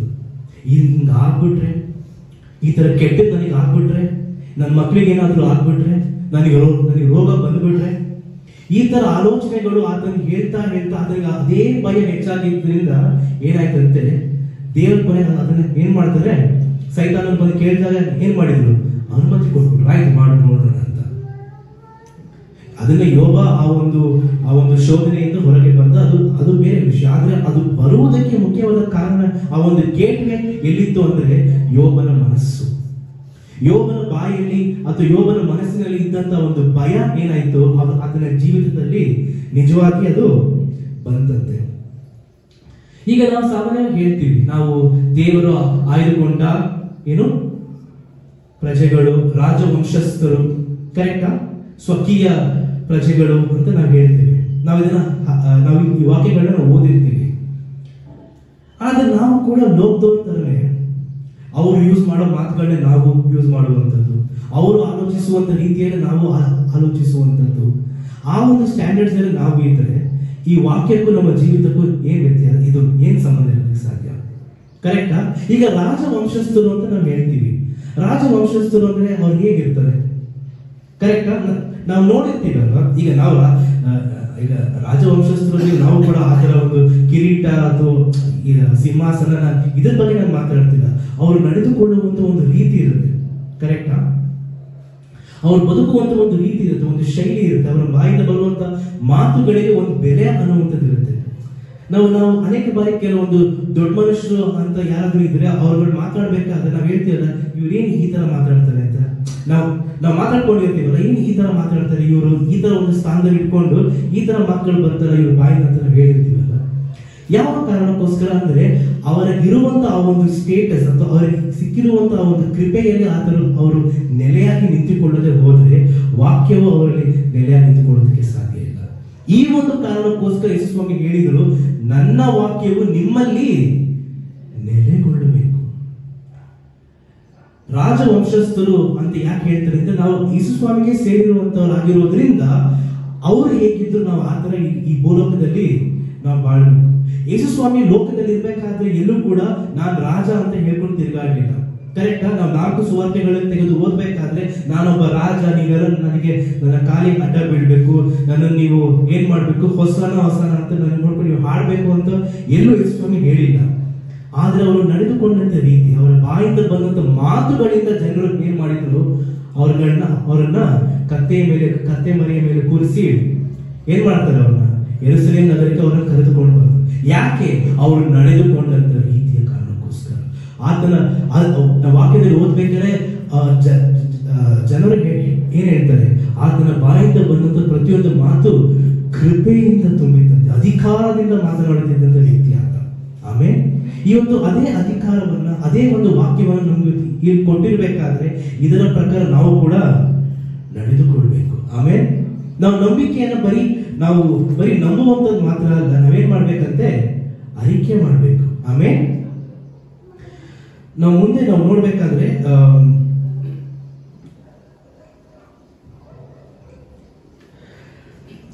ಒಂದು ಕಥೆನ ಹೇಳಲಿಕ್ಕೆ ಇಷ್ಟಪಡ್ತೇನೆ. ಇದು ನಿಜವಾದ ಘಟನೆ ಅಲ್ಲ, ಆದ್ರೆ ಒಂದು ಕಥೆ ಇದು, ಕೆಲವರಿಗೆ ಗೊತ್ತಿರ್ಬೋದು ಈ ಕಥೆ. ಒಂದೊಂದು ಊರಲ್ಲಿ ಒಂದು ಚರ್ಚ್ ಇತ್ತು, ಒಂದು ಸಭೆ ಇತ್ತು. ವಿಶ್ವಾಸಿಗಳು ಏನ್ ಮಾಡ್ತಿದ್ರು, ಪ್ರತಿ ಭಾನುವಾರ ಬಂದು ದೇವರನ್ನ ಆರಾಧಿಸುವಂತದ್ದು, ಎಲ್ಲ ಕುಟುಂಬವಾಗಿ ಬಂದು ಏನ್ ಮಾಡ್ತಿದ್ರು ಅಂತ ದೇವರನ್ನು ಆರಾಧಿಸ್ತಾ ಇರುತ್ತೆ. ಇದೇ ಸಮಯದಲ್ಲಿ ಸುಮಾರು 2-3 ವರ್ಷಗಳ ನಂತರ ಆ ಒಂದು ಸಭೆಗೆ ಆಪೋಸಿಟ್ ಆಗಿ, ಚರ್ಚ್ ಎಕ್ಸಾಕ್ಟ್ ಆಪೋಸಿಟ್ ಆಗಿ ಒಂದು ಬಾರ್ ತೆರೆಯಲ್ಪಡ್ತದೆ. ಬಾರ್ ಅಂದ್ರೆ ಗೊತ್ತಲ್ಲ, ಜನ ಕುಡಿತಾರಲ್ಲ, ಮದ್ಯಪಾನ ಮಾಡುವಂತ ಒಂದು ಸ್ಥಳ, ಒಂದು ಬಾರ್ ಓಪನ್ ಆಯ್ತು. ಈಗ ಇಲ್ಲಿ ಸಭೆಯಲ್ಲಿರುವಂತ ಗಂಡಸರು, ಯಾರು ಈ ಸಭೆಗೆ ಬರುವಂತ ವಿಶ್ವಾಸಿಗಳು ಗಂಡಸರು, ಅವರಿಗೆ ಸ್ವಲ್ಪ ಕುಡಿಯುವಂತ ಒಂದು ಚಟದಿಂದ ಅವರು ಹೊರಗೆ ಬಂದಿದ್ದಂತ ವ್ಯಕ್ತಿಗಳು. ಅವರು ಕುಡಿತಿದ್ರು, ಅದರಿಂದ ಹೊರಗೆ ಬಂದಿದ್ರು. ಇವಾಗ ಸಭೆಯಿಂದ ಹೊರಗೆ ಹೋಗ್ಬೇಕಾದ್ರೆ ಅವ್ರ ಕಣ್ಣಿಗೆ ಏನ್ ಕಾಣಿಸುತ್ತೆ, ಈ ಒಂದು ಬಾರ್ ಕಾಣಿಸ್ಬರುತ್ತೆ. ಸಭೆಗೆ ಬಂದವ್ರು ಹಂಗೆ ಏನ್ ಮಾಡಿದ್ರು, ಬಾರ್ ಹೋಗ್ಬಿಟ್ರು. ಇದು ಹೆಂಗಸರಿಗೆ ಇಷ್ಟ ಆಗಲಿಲ್ಲ, ಕರೆಕ್ಟಾ? ಮಕ್ಕಳಿಗೆ ಇಷ್ಟ ಆಗಲಿಲ್ಲ. ಇದೇನಿದು, ನಾವು ಸಭೆಗೆ ಬರ್ತೀವಿ, ಇಲ್ಲಿ ನೋಡಿದ್ರೆ ಈ ತರ ಮಾಡ್ತಾ ಇದ್ದಾರೆ. ಇದೇ ತರ ವಾರ ಗಟ್ಟಲೆ ನಡೀತಾ ಹೋಯ್ತು. ಕೊನೆಗೆ ಗಂಡಸರು ಸಭೆಗೆ ಬರೋದು ಸ್ಟಾಪ್ ಮಾಡ್ಬಿಟ್ರು, ಡೈರೆಕ್ಟ್ ಆಗಿ ಬಾರ್ ಹೋಗೋದಕ್ಕೆ ಸ್ಟಾರ್ಟ್ ಮಾಡ್ಬಿಟ್ರು. ಸಭೆಗೆ ಬರೋದು ಸ್ಟಾಪ್ ಮಾಡ್ತಾರೆ, ಡೈರೆಕ್ಟ್ ಆಗಿ ಏನ್ ಮಾಡಿದ್ರು, ಬಾರಿಗೆ ಹೋಗೋದಕ್ಕೆ ಸ್ಟಾರ್ಟ್ ಮಾಡ್ಬಿಟ್ರು. ಸೊ ಹೆಂಗಸರೆಲ್ಲ ಹೆಂಗಸರು ಅಂದ್ರೆ ಆ ಗಂಡಂದ್ರ ಹೆಂಡತಿಯರು ಏನ್ ಮಾಡ್ತಾರೆ, ಸಭೆಗೆ ಒಂದು ಪಾಸ್ಟರ್ ಅಂತ ಹೇಳ್ತಾರೆ, ಪಾಸ್ಟರ್ ಈ ತರ ಒಂದು ಸಭೆಯ ಆಪೋಸಿಟ್ ಆಗಿ ಒಂದು ಬಾರ್ ಓಪನ್ ಆಗ್ಬಿಟ್ಟಿದೆ. ಇದಕ್ಕೋಸ್ಕರ ಈಗ ನಮ್ಮ ಗಂಡಂದರು ಏನ್ ಮಾಡ್ತಾ ಇದ್ದಾರೆ, ಹೋಗಿ ಅಲ್ಲಿ ಕುಡಿಯುವಂತ ಒಂದು ಚಟಕ್ಕೆ ಇಳಿದ್ಬಿಟ್ಟಿದ್ದಾರೆ, ನಾವು ಇದಕ್ಕೆ ಏನಾದ್ರು ಒಂದು ಮಾಡ್ಬೇಕಿತ್ತು ಅಂತ ಹೇಳ್ತಾರಂತೆ. ಸರಿ, ಅದಕ್ಕೆ ಪಾಸ್ಟರ್ಗೆ ಸರಿ ಬಂದು ನಾವೆಲ್ಲ ಏನ್ ಮಾಡಿ ಸೇರ್ಕೊಂಡು ಪ್ರಾರ್ಥನೆ ಮಾಡೋಣ, ಇದ್ರ ಬಗ್ಗೆ ನಾವು ಚೆನ್ನಾಗಿ ಪ್ರಾರ್ಥನೆ ಮಾಡೋಣ, ನಮ್ಗೆ ದೇವರು ಏನ್ ಮಾಡ್ತಾರೆ, ಜಯವನ್ನು ಕೊಡ್ತಾರೆ ಅಂತ ಕೂತ್ಕೊಂಡು ಉಪವಾಸ ಪ್ರಾರ್ಥನೆ 1 ವಾರಗಳ ಗಟ್ಟಲೆ ಏನ್ ಮಾಡಿದಂತೆ ಉಪವಾಸ ಪ್ರಾರ್ಥನೆ. ಈ ಒಂದು ಬಾರ್ ಇಲ್ಲದಂತೆ ಹೋಗ್ಲಿ, ಗಂಡಂದರೆಲ್ಲ ಪುನಃ ಸಭೆಗೆ ಬಂದು ದೇವರನ್ನು ಅರಿತುಕೊಳ್ಳಿ, ಈ ತರ ಚೆನ್ನಾಗಿ ಪ್ರಾರ್ಥಿಸಿದ್ರಂತೆ. ಒಂದು ದಿವಸ ಜೋರಾಗಿ ಮಳೆ ಬಂದು ಸಿಡಿಲು ಬಂದು ಆ ಬಾರ್ನ ಹೊಡಿತು. ಆ ಬಾರು ನೆಲಸಮವಾಗೋಯ್ತು. ಸಿಡಿಲು ಹೊಡೆದಿದ್ದ ಫೋರ್ಸ್ಗೆ ಏನಾಯ್ತಂತೆ, ಆ ಬಾರು ಬಿಲ್ಡಿಂಗ್ ಹೊಡೆದು ನೆಲಸಮವಾಗೋಯ್ತಂತೆ. ಈಗ ಬಾರ್ನ ಓನರಿಗೆ ಕೋಪ ಬಂತು ಸಭೆಯ ಮೇಲೆ, ಇವ್ರುಗಳಿಂದಲೇ ನನ್ನ ಬಾರು ಒಡೆದು ಹೋಗಿದ್ದು. ಅವನೇನ್ ಮಾಡಿದು, ಹೋಗ್ಬಿಟ್ಟು ಕೋರ್ಟ್ ಅಲ್ಲಿ ಕೇಸ್ ಹಾಕ್ತಾರೆ. ಇವ್ರುಗಳು ನನ್ನ ಬಾರ್ನ ಒಡೆದು ಹಾಕ್ಬಿಟ್ರು, ಇವರಿಂದನೇ ಆಗಿರೋದು ಅಂತ ಕೇಸ್ ಹಾಕ್ಬಿಟ್ರು. ಸಭೆಯ ಪಾಸ್ಟರ್ ಮತ್ತೆ ಸಭೆಯ ವಿಶ್ವಾಸಿಗಳನ್ನ ಕೋರ್ಟಿಗೆ ಕರೀತಾರೆ ಜಡ್ಜ್. ಇದಕ್ಕೆ ನೀವೇನ್ ಹೇಳ್ತೀರಾ, ನಿಮ್ಮಿಂದನೇ ಇವ್ರು ಬಾರ್ ಹೊಡೆದು ಹೋಗಿದ್ದು ಅಂತ. ಅದಕ್ಕೆ ಅವ್ರಿದ್ದಂತ ಎಲ್ಲಾ ಜನರು, ಆ ವಿಶ್ವಾಸಿಗಳು ಪಾಸ್ಟರ್ ಹೇಳ್ತಾರೆ, ನಮ್ಗೂ ಇದಕ್ಕೆ ಏನು ಸಂಬಂಧ ಇಲ್ಲ, ನಾವ್ಯಾಕೆ ಬಾರ್ನ ಹೊಡೆದು ಹಾಕೋದು, ನಮ್ಗೂ ಇದಕ್ಕೆ ಏನು ಸಂಬಂಧ ಇಲ್ಲ, ನಮ್ಮಿಂದ ಆಗಿದಲ್ಲ ಇದು ಅಂತ ಅವ್ರು ಹೇಳ್ತಿರ್ತಾರೆ. ನಮ್ಗೂ ಇದಕ್ಕೆ ಏನು ಸಂಬಂಧ ಇಲ್ಲ, ಏನೋ ಮಳೆ ಬಂತು, ಸಿಡ್ಲು ಹೊಡಿತು, ಬಿಲ್ಡಿಂಗ್ ಬಿದ್ದೋಯ್ತು, ನಮ್ಗೂ ಇದಕ್ಕೂ ಏನು ಸಂಬಂಧ ಇಲ್ಲ ಅಂತ ಅವ್ರು ಹೇಳ್ತಾರೆ. ಅವಾಗ ಜಡ್ಜು, ಆ ಒಂದು ಕೋರ್ಟ್ ಅಲ್ಲಿ ಇದ್ದಂತ ಜಡ್ಜು ಒಂದು ಕಮೆಂಟ್ ಮಾಡ್ತಾರೆ. ಇದು ತೀರ್ಪಲ್ಲ, ಒಂದು ಕಮೆಂಟ್. ಅವ್ರು ಏನ್ ಹೇಳ್ತಾರೆ ಅಂದ್ರೆ, ಇದೊಂದು ವಿಶೇಷ ಘಟನೆ, ಜಗತ್ತಿನಲ್ಲಿ ಮೊಟ್ಟ ಮೊದಲನೆಯ ಬಾರಿಗೆ ಪ್ರಾರ್ಥನೆಗಿರುವಂತ ಶಕ್ತಿಯ ಬಗ್ಗೆ ನಂಬಿಕೆ ಬಾರ್ ಓನರ್ಗಿದೆ, ಆದ್ರೆ ಅದೇ ಪ್ರಾರ್ಥನೆಗಿರುವಂತ ಶಕ್ತಿಯ ಬಗ್ಗೆ ಸಭೆಯ ವಿಶ್ವಾಸಿಗಳಲ್ಲೇ ಇಲ್ಲ ಅಂತ. ಯಾಕೆಂದ್ರೆ ಸಭೆಯ ವಿಶ್ವಾಸಿಗಳು ಏನ್ ಹೇಳ್ತಿದ್ದಾರೆ, ನಮ್ಮಿಂದ ಆಗಿದ್ದಲ್ಲ, ನಮ್ಗೂ ಇದಕ್ಕೆ ಸಂಬಂಧನೇ ಇಲ್ಲ. ಆದ್ರೆ ಬಾರ್ ಒಬ್ಬರು ಹೇಳ್ತಿದ್ರೆ ಇವ್ರು ಪ್ರಾರ್ಥನೆ ಮಾಡಿದ್ರು, ಅದಕ್ಕೆ ನನ್ನ ಬಿಲ್ಡಿಂಗ್ ಹೊಡೆದೋಯ್ತು ಅಂತ ಒಬ್ಬರು ಹೇಳ್ತಾ ಇದ್ದಾರೆ. ಸಭೆಯ ವಿಶ್ವಾಸಿಗಳಿಗೆ ಇಲ್ಲದಂತ ನಂಬಿಕೆ ಯಾರಿಗಿತ್ತಂತೆ? ಬಾರ್ನ ಓನರ್ಗಿತ್ತಂತೆ. ಅದಕ್ಕೋಸ್ಕರ ಹೇಳಿದ್ರೆ ನಮ್ಮ ಪ್ರಾರ್ಥನೆಗೆ ನಾವು ಏನ್ ಪ್ರಾರ್ಥನೆ ಮಾಡ್ತೀವೋ ಅದನ್ನ ನಾವು ಏನ್ ಮಾಡಿದೀವಿ, ಹೊಂದಿದ್ದೇವೆ ಅಂತ ನಾವು ನಂಬಬೇಕು. ಆಮೇಲೆ ಇಲ್ಲ ಅಂದ್ರೆ ಅದು ನಮ್ಗೆ ಅದಕ್ಕೂ ನಾವು ಹೊಂದಿಕೊಂಡಿರುವಂತಹ ಒಂದು ಕೃಪೆಗೂ ನಮ್ಮ ಜೀವಿತಕ್ಕೂ ಸಂಬಂಧವಿಲ್ಲದೆ ಹೋದರೆ ಆ ಒಂದು ಪ್ರಾರ್ಥನೆಗೆ ಎಲ್ಲಿ ಬೆಲೆ ಇರುತ್ತೆ? ಕರೆಕ್ಟಾ? ಆ ಒಂದು ಕಾರಣಕ್ಕೋಸ್ಕರ ಯೇಸು ಸ್ವಾಮಿ ಕೇಳ್ತಾರೆ, ನಾನು ಇದನ್ನು ಮಾಡಬಲ್ಲೆನೆಂದು ನೀವು ನಂಬುತ್ತೀರೋ? ನಿಮ್ಮ ನಂಬಿಕೆಯಂತೆ ನಿಮಗೆ ಆಗಲಿ. ಆಮೇಲೆ ಸುಮಾರು ಒಂದು 7-8 ವರ್ಷಗಳ ಮುಂಚೆ ಇರ್ಬೋದು, ಯಾವ ತರ ನಾವು ಡಿಸೆಂಬರ್ ಕ್ರಿಸ್ಮಸ್ ಪ್ರೋಗ್ರಾಮ್ ಮಾಡಿದ್ವು, ಅದೇ ತರ ಆಡ್ಗೋಡಿ ಅಂತ ಒಂದು ಎಲ್ಲಿ ಕೋರಮಂಗಲ ಸಭೆ ಇತ್ತು, ಅಲ್ಲಿ ಆಡ್ಗೋಡಿ ಅಂತ ಒಂದು ಜಾಗದಲ್ಲಿ ನಾವು ಕ್ರಿಸ್ಮಸ್ ಪ್ರೋಗ್ರಾಮ್ ಮಾಡ್ತಾ ಇದ್ವಿ. ಸುಮಾರು 7-8 ವರ್ಷಗಳಿರ್ಬೋದು ಮುಂಚೆ ನಾನು ಮತ್ತೆ ನಮ್ಮ ತಂದೆಯವ್ರ ಜೊತೆ ನಾವು ಆಚೆ ಹೋಗಿದ್ವಿ. ಅವತ್ತು ಸಾಯಂಕಾಲ ತುಂಬಾ ನನಗೆ ಕಾಲೇಜ್ ರಜಾ ಇತ್ತು ನನಗೆ ಆ ಟೈಮಲ್ಲಿ. ಸರಿ, ಇವತ್ತು ಒಂದ್ ದಿವಸ ಸಾಯಂಕಾಲ ಕೆಲ ಮನೆಗಳಿಗೆ ನಮಗೆ ಪ್ರಾರ್ಥನೆ ಮಾಡಿಕೊಂಡು ಇನ್ನೊಂದು ಕೆಲ ಮನೆಗಳಿಗೆ ನಾವೇನ್ ಮಾಡ್ಬೇಕು, ಈ ಒಂದು ಕ್ರಿಸ್ಮಸ್ ಪ್ರೋಗ್ರಾಮ್ ಇನ್ವಿಟೇಷನ್ ಕೊಡ್ಬೇಕು ಅಂತ ನನ್ನನ್ನು ಕರ್ಕೊಂಡು ಹೋದ್ರು. ಸರಿ, ನಾವು ಹಂಗೆ ಹೋದ್ವಿ. ಅಲ್ಲಿ ಹೋಗ್ತಿರ್ಬೇಕಾದ್ರೆ ನಡ್ಕೊಂಡು ಒಂದು ಬೀದಿಲಿ ಹೋಗ್ಬೇಕಾದ್ರೆ ಒಂದು ಮನೆ ಇತ್ತು, ಒಂದು ನಾರ್ಮಲ್ ಮನೆ ಅದು. ಅಲ್ಲಿ ಆ ಒಂದು ಮನೆ ಯಜಮಾನ ಏನ್ ಮಾಡ್ತಿದ್ರು, ಮನೆ ಆಚೆ ಕಡೆ ಒಂದು ಹೊಸ್ತಿಲ್ ಇರುತ್ತಲ್ಲ, ಆ ಹೊಸ್ತಿಲಲ್ಲಿ ಒಂದು ಚಡ್ಡಿ ಹಾಕೊಂಡು ಒಂದು ಬನಿಯನ್ ಹಾಕೊಂಡು ಹಿಂಗ್ ಕುತ್ಕೊಂಡಿದ್ರು. ಅಲ್ಲಿ ಸೊಳ್ಳೆಗಳು ಬರ್ತಾ ಇದೆ, ಅವ್ರನ್ನ ಕಚ್ತಾ ಇದೆ, ಮಕ್ಕಳು ಆಟ ಆಡ್ತಾ ಇದ್ದಾರೆ. ಅವ್ರು ಆಟ ಆಡ್ಬೇಕಾದ್ರೆ ಬಾಲ್ ಎಲ್ಲ ಬಂದು ಅವ್ರ ಮೇಲೆ ಬಂದು ಬೀಳ್ತಾ ಇದೆ, ಅವ್ರು ಸುಮ್ಮನೆ ಕುತ್ಕೊಂಡಿದ್ದಾರೆ. ನಮ್ಮ ಡ್ಯಾಡಿ ಹೋಗ್ಬಿಟ್ಟು ಅವ್ರಿಗೆ ಒಂದು ಕಾರ್ಡ್ ಕೊಟ್ಬಿಟ್ಟು, ನೀವು ಬರಬೇಕು, ಈ ತರ ಪ್ರೋಗ್ರಾಮ್ ಇದೆ, ಇಂಥ ದಿನ ಇದೆ, ನೀವು ಚೀಫ್ ಗೆಸ್ಟ್ ಆಗಿ ಬರಬೇಕು ಅಂತೆಲ್ಲ ಅವ್ರನ್ನ ಕೇಳಿದ್ರು. ನಾನು ಇವ್ರನ್ನ ಯಾಕೆ ಚೀಫ್ ಗೆಸ್ಟ್ ಕರೀತಾ ಇದ್ದಾರೆ ಅಂತ ನಾನು ಯೋಚನೆ ಮಾಡ್ತಾ ಇದ್ದೆ. ಈಗ ನಮ್ಮ ಒಂದು ಆಲೋಚನೆ ತಕ್ಕಂತೆ ಚೀಫ್ ಗೆಸ್ಟ್ ಅಂದ್ರೆ ಯಾರೊಬ್ಬ ಇಂಪಾರ್ಟೆಂಟ್ ವ್ಯಕ್ತಿಗೆ ನಾವು ಕೊಡುವಂತ ಒಂದು ಇನ್ವಿಟೇಷನ್ ಕಾರ್ಡ್ ಇದು ಅಂತ. ಸರಿ, ನಾನು ಅವಾಗೇನು ಮಾತಾಡಿಲ್ಲ. ಮುಂದೆ ಹೋಗ್ಬೇಕಾದ್ರೆ ನಾನು ಕೇಳಿದೆ, ಯಾರು ಅವ್ರನ್ನ ಯಾಕೆ ನಾವು ಚೀಫ್ ಗೆಸ್ಟ್ ಆಗಿ ಕರೀತಾ ಇದ್ದೀವಿ ಅಂದ್ರೆ ಅವ್ರು ಹೇಳಿದಿಲ್ಲ, ಅವ್ರ ಏರಿಯಾ ಕಾರ್ಪೊರೇಟರ್ ಅಂತ ಹೇಳಿದ್ರು. ಏರಿಯಾ ಕಾರ್ಪೊರೇಟರ್ ಅವ್ರು ಯಾರೋ ಬೇರೆ ವ್ಯಕ್ತಿ ಅಲ್ಲ, ಅವ್ರು ಏರಿಯಾ ಕಾರ್ಪೊರೇಟರ್. ಈಗ ನಾನು ಹೊಸ್ತಿನಲ್ಲಿ ಕೂತ್ಕೊಳ್ಳೋದು ತಪ್ಪು ಅಂತ ನಾನು ಹೇಳ್ತಿಲ್ಲ, ಅಥವಾ ಬರೀ ಹಾಕೋದು ತಪ್ಪು ಅಂತ ನಾನು ಹೇಳ್ತಾ ಇಲ್ಲ. ಈಗ ಕಾರ್ಪೊರೇಟರ್ ಅಂದ್ರೆ ನಮ್ಮ ಒಂದು ಆಲೋಚನೆಗೆ ಏನಿರುತ್ತೆ, ಅವ್ರು ಈ ತರ ಇರ್ತಾರೆ, ಈ ಒಂದು ಸ್ಟ್ಯಾಂಡರ್ಡ್ ಅಲ್ಲಿ ಇರ್ತಾರೆ ಅಂತ ನಾವು ಆಲೋಚಿಸ್ತಿರ್ತೀವಿ. ಅವ್ರಿದ್ದಂತ ರೀತಿಗೂ ಅವ್ರಿದ್ದಂತ ಸ್ಟೇಟಸ್ಗೂ ಸಂಬಂಧನೇ ಇರಲಿಲ್ಲ. ವಿಶ್ವಾಸಿಗಳ ಜೀವಿತಗಳಲ್ಲೂ ಕೂಡ ಅದೇ ರೀತಿ ಇರುತ್ತೆ. ಅನೇಕ ಬಾರಿ ನಾವು ಯಾರನ್ನ ಅರಿತುಕೊಂಡಿರ್ತೇವಂತೆ, ಸತ್ಯವಾದ ದೇವರನ್ನ ಅರಿತುಕೊಂಡಿರ್ತೇವೆ, ವಾಕ್ಯವನ್ನ ಪ್ರತಿದಿನ ನಾವು ಓದ್ತೇವೆ, ನಂಬಿಕೆಯಿಂದ ನಾವು ಪ್ರಾರ್ಥಿಸ್ತೇವೆ, ಆದ್ರೆ ನಮ್ಮ ಜೀವಿತಗಳಲ್ಲಿ ಆ ನಂಬಿಕೆ ಕಾಣಿಸಲ್ಲ, ಆ ಒಂದು ಸ್ಟೇಟಸ್ ನಮ್ಮಲ್ಲಿ ಕಾಣಿಸಲ್ಲ. ನಾವೇನ್ ಮಾಡ್ತೀವಿ, ಲೋಕದವರೇ ಮತ್ತೆ ಮಾತಾಡ್ತಾ ಇರ್ತೀವಿ, ಅಯ್ಯೋ ಯಾವ ಏನದು ಜನ್ಮದಲ್ಲಿ ಮಾಡಿದ ಪಾಪನೋ ಇದು. ಕರೆಕ್ಟಾ? ನಮಗೆ ಗೊತ್ತು ಇನ್ನೊಂದು ಜನ್ಮ ಇಲ್ಲ ಅಂತ ಬೈಬಲ್ನಲ್ಲಿ. ಅಂದ್ರೂ ನಮ್ಮ ಬಾಯಿ ಏನ್ ಬರುತ್ತೆ, ಈ ಮಾತುಗಳು ಬರ್ತಾ ಇರುತ್ತೆ. ನಮ್ಮ ಪ್ರಾರ್ಥನೆಗೂ ನಮ್ಮ ಜೀವಿತಕ್ಕೂ ಸಂಬಂಧ ಇರಲ್ಲ. ಇದಕ್ಕೋಸ್ಕರ ಕೇಳ್ತಾರೆ, ನಿನ್ನ ನಂಬಿಕೆಯಂತೆ ನಿನಗೆ ಆಗಲಿ. ನಾವು ಪ್ರಾರ್ಥಿಸುವಂತ ನೀನ್ ಹಿಂಗಾಗ್ಲಿ ಹಂಗಾಗ್ಲಿ ಅಂತ ವಾಕ್ಯವನ್ನ ನಾವು ಓದ್ತೇವೆ, ಅದರ ಪ್ರಕಾರ ನಾವೇನ್ ಮಾಡಲ್ಲ, ಜೀವಿಸ್ತಾ ಇರಲ್ಲ. ಆಮೇಲೆ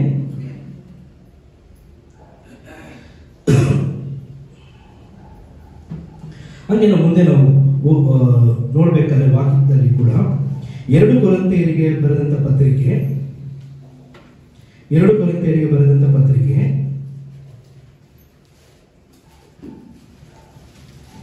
4ನೇ ಅಧ್ಯಾಯ 13ನೇ ವಾಕ್ಯ. ಹೀಗಿದ್ದರೂ ನಂಬಿದೆನು, ಆದುದರಿಂದ ಮಾತಾಡಿದೆನು ಎಂಬ ಶಾಸ್ತ್ರೋಕ್ತಿಯಲ್ಲಿ ಕಾಣುವ ನಂಬಿಕೆಯ ಭಾವವನ್ನೇ ಹೊಂದಿ ನಾವು ನಂಬಿದವರು. ಆದುದರಿಂದ ಮಾತಾಡುತ್ತೇವೆ, ಕರ್ತನಾದ ಯೇಸುವನ್ನು ಎಬ್ಬಿಸಿದಾತನು ನಮ್ಮನ್ನು ಸಹ ಯೇಸುವಿನೊಂದಿಗೆ ಎಬ್ಬಿಸಿ ನಿಮ್ಮ ಜೊತೆಯಲ್ಲಿ ನನ್ನ ಮುಂದೆ ನಿಲ್ಲಿಸುವನೆಂದು ತಿಳಿದವರಾಗಿದ್ದೇವೆ. ಆಮೆನ್. ಏನ್ ಹೇಳುತ್ತೆ, ನಾವು ನಂಬಿದೆವು, ಆದ್ದರಿಂದ ಮಾತಾಡಿದೆವು. ಆಮೆನ್. ನಂಬಿಕೆಯ ಭಾವವನ್ನೇ ಹೊಂದಿ ನಾವು ನಂಬಿದವರು, ಆದ್ದರಿಂದ ಮಾತನಾಡುತ್ತೇವೆ. ನಾವು ಬರೀ ನಂಬ್ತಾ ಇಲ್ಲ, ನಾವೇನ್ ಮಾಡ್ತಾ ಇದ್ದೇವೆ, ಮಾತನಾಡ್ತಾ ಇದ್ದೇವೆ. ಆಮೇಲೆ ನಮ್ಮ ಮಕ್ಕಳು ಚೆನ್ನಾಗಿರ್ಲಿ ಅಂತ ನಾವು ಪ್ರಾರ್ಥಿಸ್ತೇವೆ. ಮಕ್ಕಳು ಚೆನ್ನಾಗಿ ಓದಿದ್ದೇವೆ, ಮಕ್ಕಳು ಚೆನ್ನಾಗಿರ್ಲಿ, ಅವ್ರನ್ನ ಆಶೀರ್ವದಿಸು, ಅವ್ರನ್ನ ಉಪಯೋಗಿಸು ಅಂತ ನಾವು ಪ್ರಾರ್ಥಿಸ್ತಾ ಇದ್ದೇವೆ. ಆದ್ರೆ ಅವ್ರು ತಪ್ಪು ಮಾಡಿದಾಗ ಈ ಕತ್ತೆ, ಗೂಬೆ ಅಂತೆಲ್ಲ ನಾವು ಬೈತಾ ಇದ್ರೆ ನಾವು ಯಾರು ಹೋಲಿಸ್ತಾ ಇದ್ದೀವಿ? ನಮ್ಮ ಪ್ರಾರ್ಥನೆ ಏನಂತ ಇದೆ, ಇವನ್ನ ಆಶೀರ್ವದಿಸುವಂತ, ಅದು ನಮ್ಮ ಬಾಯಿಂದ ಬರುವಂತ ಅರಿಕೆ ಏನು? ಪ್ರಾಣಿಗಳ ಹೆಸರಿನಿಂದ ನಾವು ಅವ್ರನ್ನ ಕರೆಯುವಂಥದ್ದು. ಕೊನೆಗೆ ಮಕ್ಕಳು ಕೂಡ ಹಾಗೆ ಆಗ್ತಾರೆ, ಅದೇ ತರ ಆಗ್ತಾರೆ. ನಾವು ಅವ್ರನ್ನ ಒಳ್ಳೆಯ ರೀತಿಯಲ್ಲಿ ನಾವೇನ್ ಮಾಡ್ಬೇಕು, ವಾಕ್ಯದಲ್ಲಿ ಅವ್ರನ್ನ ಬೆಳೆಸಿದರೆ, ತಪ್ಪು ಮಾಡಿದಾಗ ನಾವು ಅವ್ರನ್ನ ತಿದ್ದಬೇಕೇ ಹೊರತು ಕೆಟ್ಟ ಮಾತುಗಳಿಂದ ಬರೆಯುವಂಥದ್ದಲ್ಲ.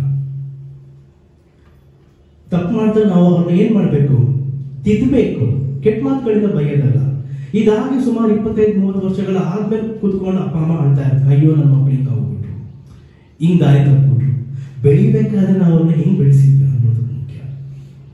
ಯೇಸು ಸ್ವಾಮಿ ಜೊತೆಯಲ್ಲಿ ಇದ್ದಂತ 12 ಶಿಷ್ಯಂದ್ರು ಒಂದೊಂದು ರೀತಿಯಲ್ಲಿ ತುಂಬಾ ವಿಚಿತ್ರವಾದಂತ ವ್ಯಕ್ತಿಗಳು. ನೀವು ಅವರ ಚರಿತ್ರೆಯನ್ನು ನೀವು ಓದಬೇಕಾದ್ರೆ ಪೇತ್ರರಂತೂ ವಿಚಿತ್ರವಾದಂತ ಒಂದು ಜೀವಿತ. ಅವನ ಬಾಯಿಗೆ ಅವನ ನಾಲ್ಗೆ ಕಂಟ್ರೋಲ್ ಅನ್ನುವಂಥದ್ದು ಇರ್ಲಿಲ್ಲ. ಕರೆಕ್ಟಾ? ನಾವು ಪೇತ್ರನ ಜೀವಿತದಲ್ಲಿ ಓದ್ಬೇಕಾದ್ರೆ ಏನ್ ಮಾಡ್ತಾನೆ? ಭಯ, ಹೆದರ್ಕೊಳ್ತಾನೆ, ನಂಬಿಕೆ ತೋರಿಸ್ತಾನೆ, ಸಡನ್ ಆಗಿ ಚೇಂಜ್ ಆಗಿ ಹೋಗ್ತಾನೆ. ಕರೆಕ್ಟಾ? ಯೋಹಾನನಿಗೆ ತಾನೇ ಗ್ರೇಟ್ ಅಂತ ಒಂದು ಏನಂತಾರೆ, ಆರೋಗ್ಯನ್ಸ್, ಪ್ರೈಡ್ ಅನ್ನುವಂಥದ್ದು ಇತ್ತು. ಅದಕ್ಕೆ ಏನ್ ಮಾಡ್ತಾನೆ, ಯೋಹಾನನ ಸುವಾರ್ತೆಯಲ್ಲಿ ಓದ್ಬೇಕಾದ್ರೆ ಎಲ್ಲೂ ಯೇಸು ಸ್ವಾಮಿ ಹೇಳಿಲ್ಲ ನೀನೇ ನನ್ನ ಪ್ರಿಯನಾದ ಶಿಷ್ಯ ಅಂತ, ಎಲ್ಲೂ ಹೇಳಿಲ್ಲ. ಎಲ್ಲಾದ್ರೂ ಹೇಳಿದಾರ? ಎಲ್ಲೂ ಹೇಳಿಲ್ಲ. ಯೋಹಾನನೇ ಕರ್ಕೊಂಡ್ಬಿಟ್ಟ ಯೇಸುವಿಗೆ ತುಂಬಾ ಪ್ರಿಯನಾದ ಶಿಷ್ಯ. ಎಲ್ಲೂ ಯೇಸು ಸ್ವಾಮಿ ಎಲ್ಲೂ ಹೇಳಿಲ್ಲ. ಅವನೇ ಕರ್ಕೊಂಡ್ಬಿಟ್ಟ. ಯಾಕಂದ್ರೆ ನಾನೇ ಗ್ರೇಟ್ ಅಂತ ಒಂದಿತ್ತು. ಇನ್ನು ಇಸ್ಕರಿಯೋತ ಯೂದನ ಬಗ್ಗೆ ನಾವು ಮಾತನಾಡುವಂಥದ್ದೇ ಬೇಡ. ಆದ್ರೆ ಇಂಥ ಶಿಷ್ಯಂದ್ರು ಕೂಡ ಯಾಕೆ ಯೇಸು ಸ್ವಾಮಿನ ಹಿಂಬಾಲಿಸಿದ್ರು? ಇಸ್ಕರಿಯೋತ ಯೂದ ಕೂಡ ಹಿಡಿದುಕೊಟ್ಮೇಲೆ ಯಾಕೆ ಅವನಿಗೆ ಅರ್ಥ ಆಯ್ತು ನಾನು ಇಂಥ ವ್ಯಕ್ತಿನ ಹಿಡಿದುಕೊಟ್ಟೆ ಅಂದ್ರೆ, ಯೇಸು ಸ್ವಾಮಿ ನಡೆದುಕೊಂಡಿದ್ದ ರೀತಿ, ಅವ್ರು ಏನ್ ಆಯ್ಕೆ ಮಾಡಿದ್ರು. ನಾವು ಅಪೊಸ್ತಲರ ಕೃತ್ಯದಲ್ಲಿ ಓದ್ಬೇಕಾದ್ರೆ 1ನೇ ವಾಕ್ಯದಲ್ಲಿ, 1ನೇ ಅಧ್ಯಾಯ 1ನೇ ವಾಕ್ಯದಲ್ಲಿ ಓದ್ಬೇಕಾದ್ರೆ ಯೇಸು ಮಾಡಿದ್ದು ಮತ್ತು ಬೋಧಿಸಿದ್ದು, ಉಪದೇಶಿಸಿದ್ದು. ಅವ್ರು ಏನ್ ಮಾಡಿದ್ರು ಅದನ್ನ ಉಪದೇಶಿಸಿದ್ರು. ಅಂದ್ರೆ ಅವ್ರು ಹೇಗೆ ನಡೆದುಕೊಂಡ್ರು ಅದನ್ನ ಅವ್ರ ಬಾಯಿಂದ ಅವರು ಹೇಳ್ತಿದ್ರಂತೆ. ಆಮೇಲೆ ಅವರು ನಂಬಿಕೆಯನ್ನು ತೋರಿಸೋದಕ್ಕೋಸ್ಕರ ಅಲ್ಲಿ ಅಪೊಸ್ತಲರು ಕೂಡ ನಂಬಿಕೆಯನ್ನ ಹೊಂದಿಕೊಂಡ್ರು. ನಿಮ್ಮ ತಂದೆ ಹತ್ರ ನೀವು ಪ್ರಾರ್ಥಿಸಿ ನನ್ನ ನಾಮದಲ್ಲಿ ನೀವು ಏನೇ ಕೇಳಿಕೊಂಡ್ರು ನಿಮಗೆ ತಂದೆ ಅದನ್ನು ಕೊಡುವರು ಅಂತ ಹೇಳಿದ್ರು. ಅದೇ ರೀತಿಯಲ್ಲಿ ಲಾಜರನ ಸಮಾಧಿ ಮುಂದೆ ಅವ್ರೇನ್ ಮಾಡಿದ್ರು, ನಿಂತ್ಕೊಂಡು ದೊಡ್ಡ ಪ್ರಾರ್ಥಿಸಿದ್ರಂತೆ. ಅದಕ್ಕೋಸ್ಕರ ಜನ ಅದನ್ನು ನೋಡಿದ್ರವತ್ತು. ಈ ಸ್ವಾಮಿ ಮಾಡಿದ ಪ್ರತಿಯೊಂದಕ್ಕೂ ಯಾಕೆ ಅರ್ಥ ಇದೆ ಅಂತ ನಾವು ಹೇಳ್ತೀವಿ ಅಂದ್ರೆ, ಅವರ ನಂಬಿಕೆಯನ್ನು ಅವರು ಬರೀ ಒಳಗಿಟ್ಕೊಂಡಿಲ್ಲ, ಹೊರಗಡೆ ತೋರಿಸಿದ್ರು.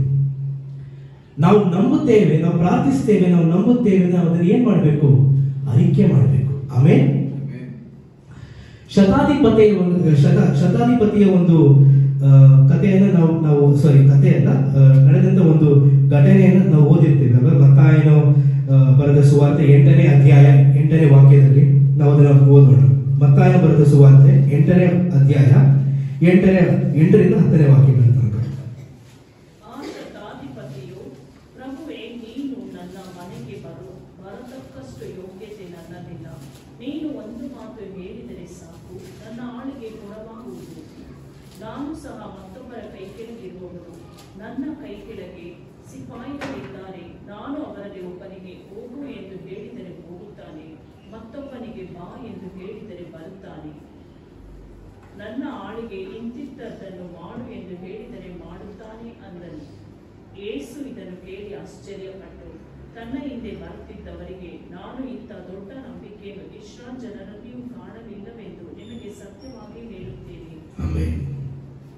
ಈಗ ಶತಾಧಿಪತಿಯ ಆಳಿಗೆ ಏನಾಗಿರುತ್ತೆ, ಹುಷಾರಿರಲ್ಲ, ಸಾಯುವಂತ ಒಂದು ಪರಿಸ್ಥಿತಿ ಇರ್ತಾನೆ. ಅದಕ್ಕೋಸ್ಕರ ಆತ ಏನ್ ಮಾಡ್ತಾರೆ, ಬಂದು ಯೇಸು ಸ್ವಾಮಿ ಹತ್ರ ನೀನು ದಯವಿಟ್ಟು ಅವನನ್ನ ಗುಣಪಡಿಸಬೇಕು ಅಂತ ಕೇಳಿದಾಗ ಯೇಸು ಸ್ವಾಮಿ ಅಂತ, ಸರಿ ಬಾ ನಾನು ಬರ್ತೀನಿ ಮನೆಗೆ ಅಂತ ಹೇಳಿದಾಗ ಅವ್ನು ಹೇಳ್ತಾನೆ, ಇಲ್ಲ, ನನ್ನ ಮನೆಗೆ ಬರುವಂತ ನೀನ್ ಬರುವಷ್ಟು ಯೋಗ್ಯತೆ ನನಗಿಲ್ಲ. ಆದ್ರೆ ನೀನೊಂದು ಮಾತು ಹೇಳು ಸಾಕು, ನೀನೊಂದು ಮಾತು ಹೇಳು ಸಾಕು. ಇದೇ ಸುವಾರ್ತೆಗಳಲ್ಲಿ ನಾವು ಓದ್ಬೇಕಾದ್ರೆ ಯಾಯಿರನ ಬಗ್ಗೆ ನಾವು ಓದ್ತೇವೆ. ಯಾಯಿರ ಯಾರು?